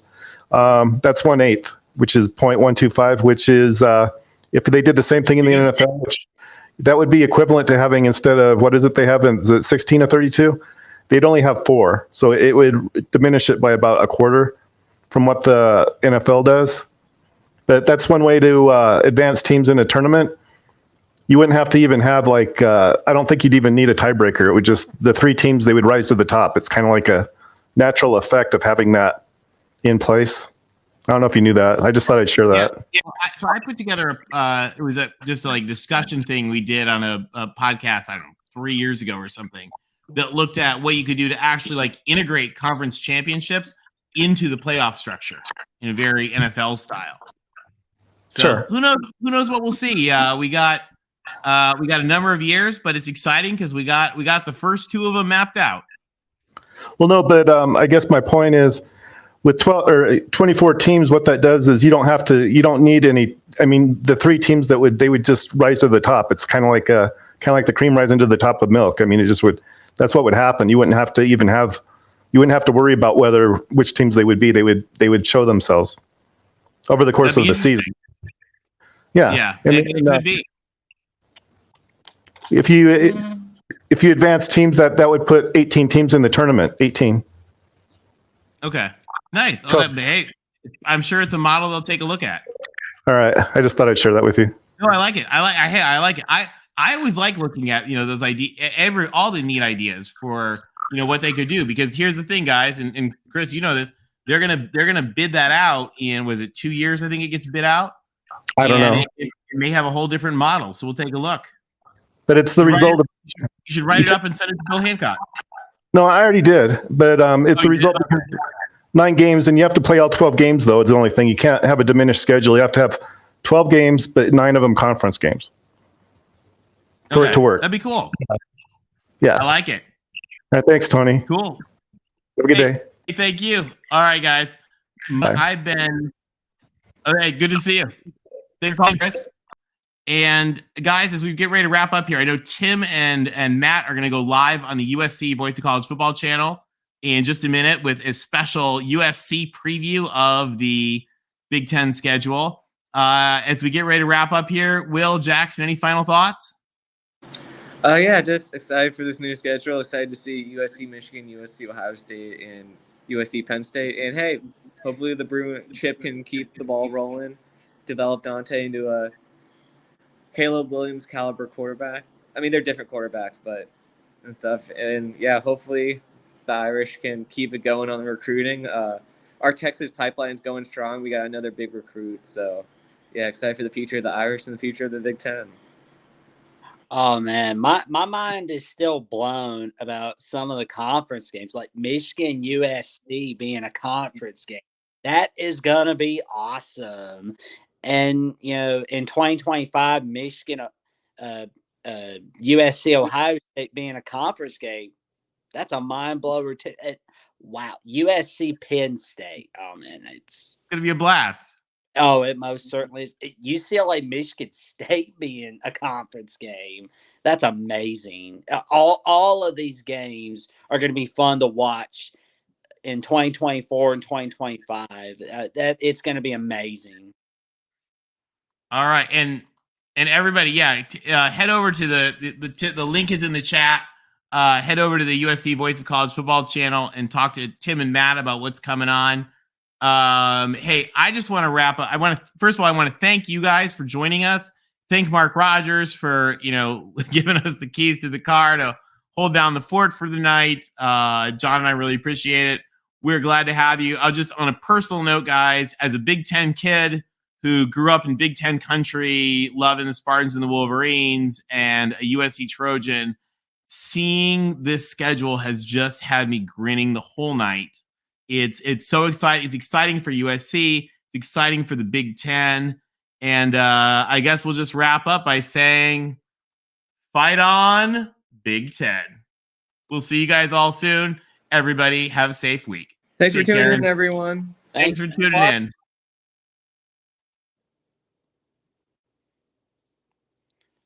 Wow.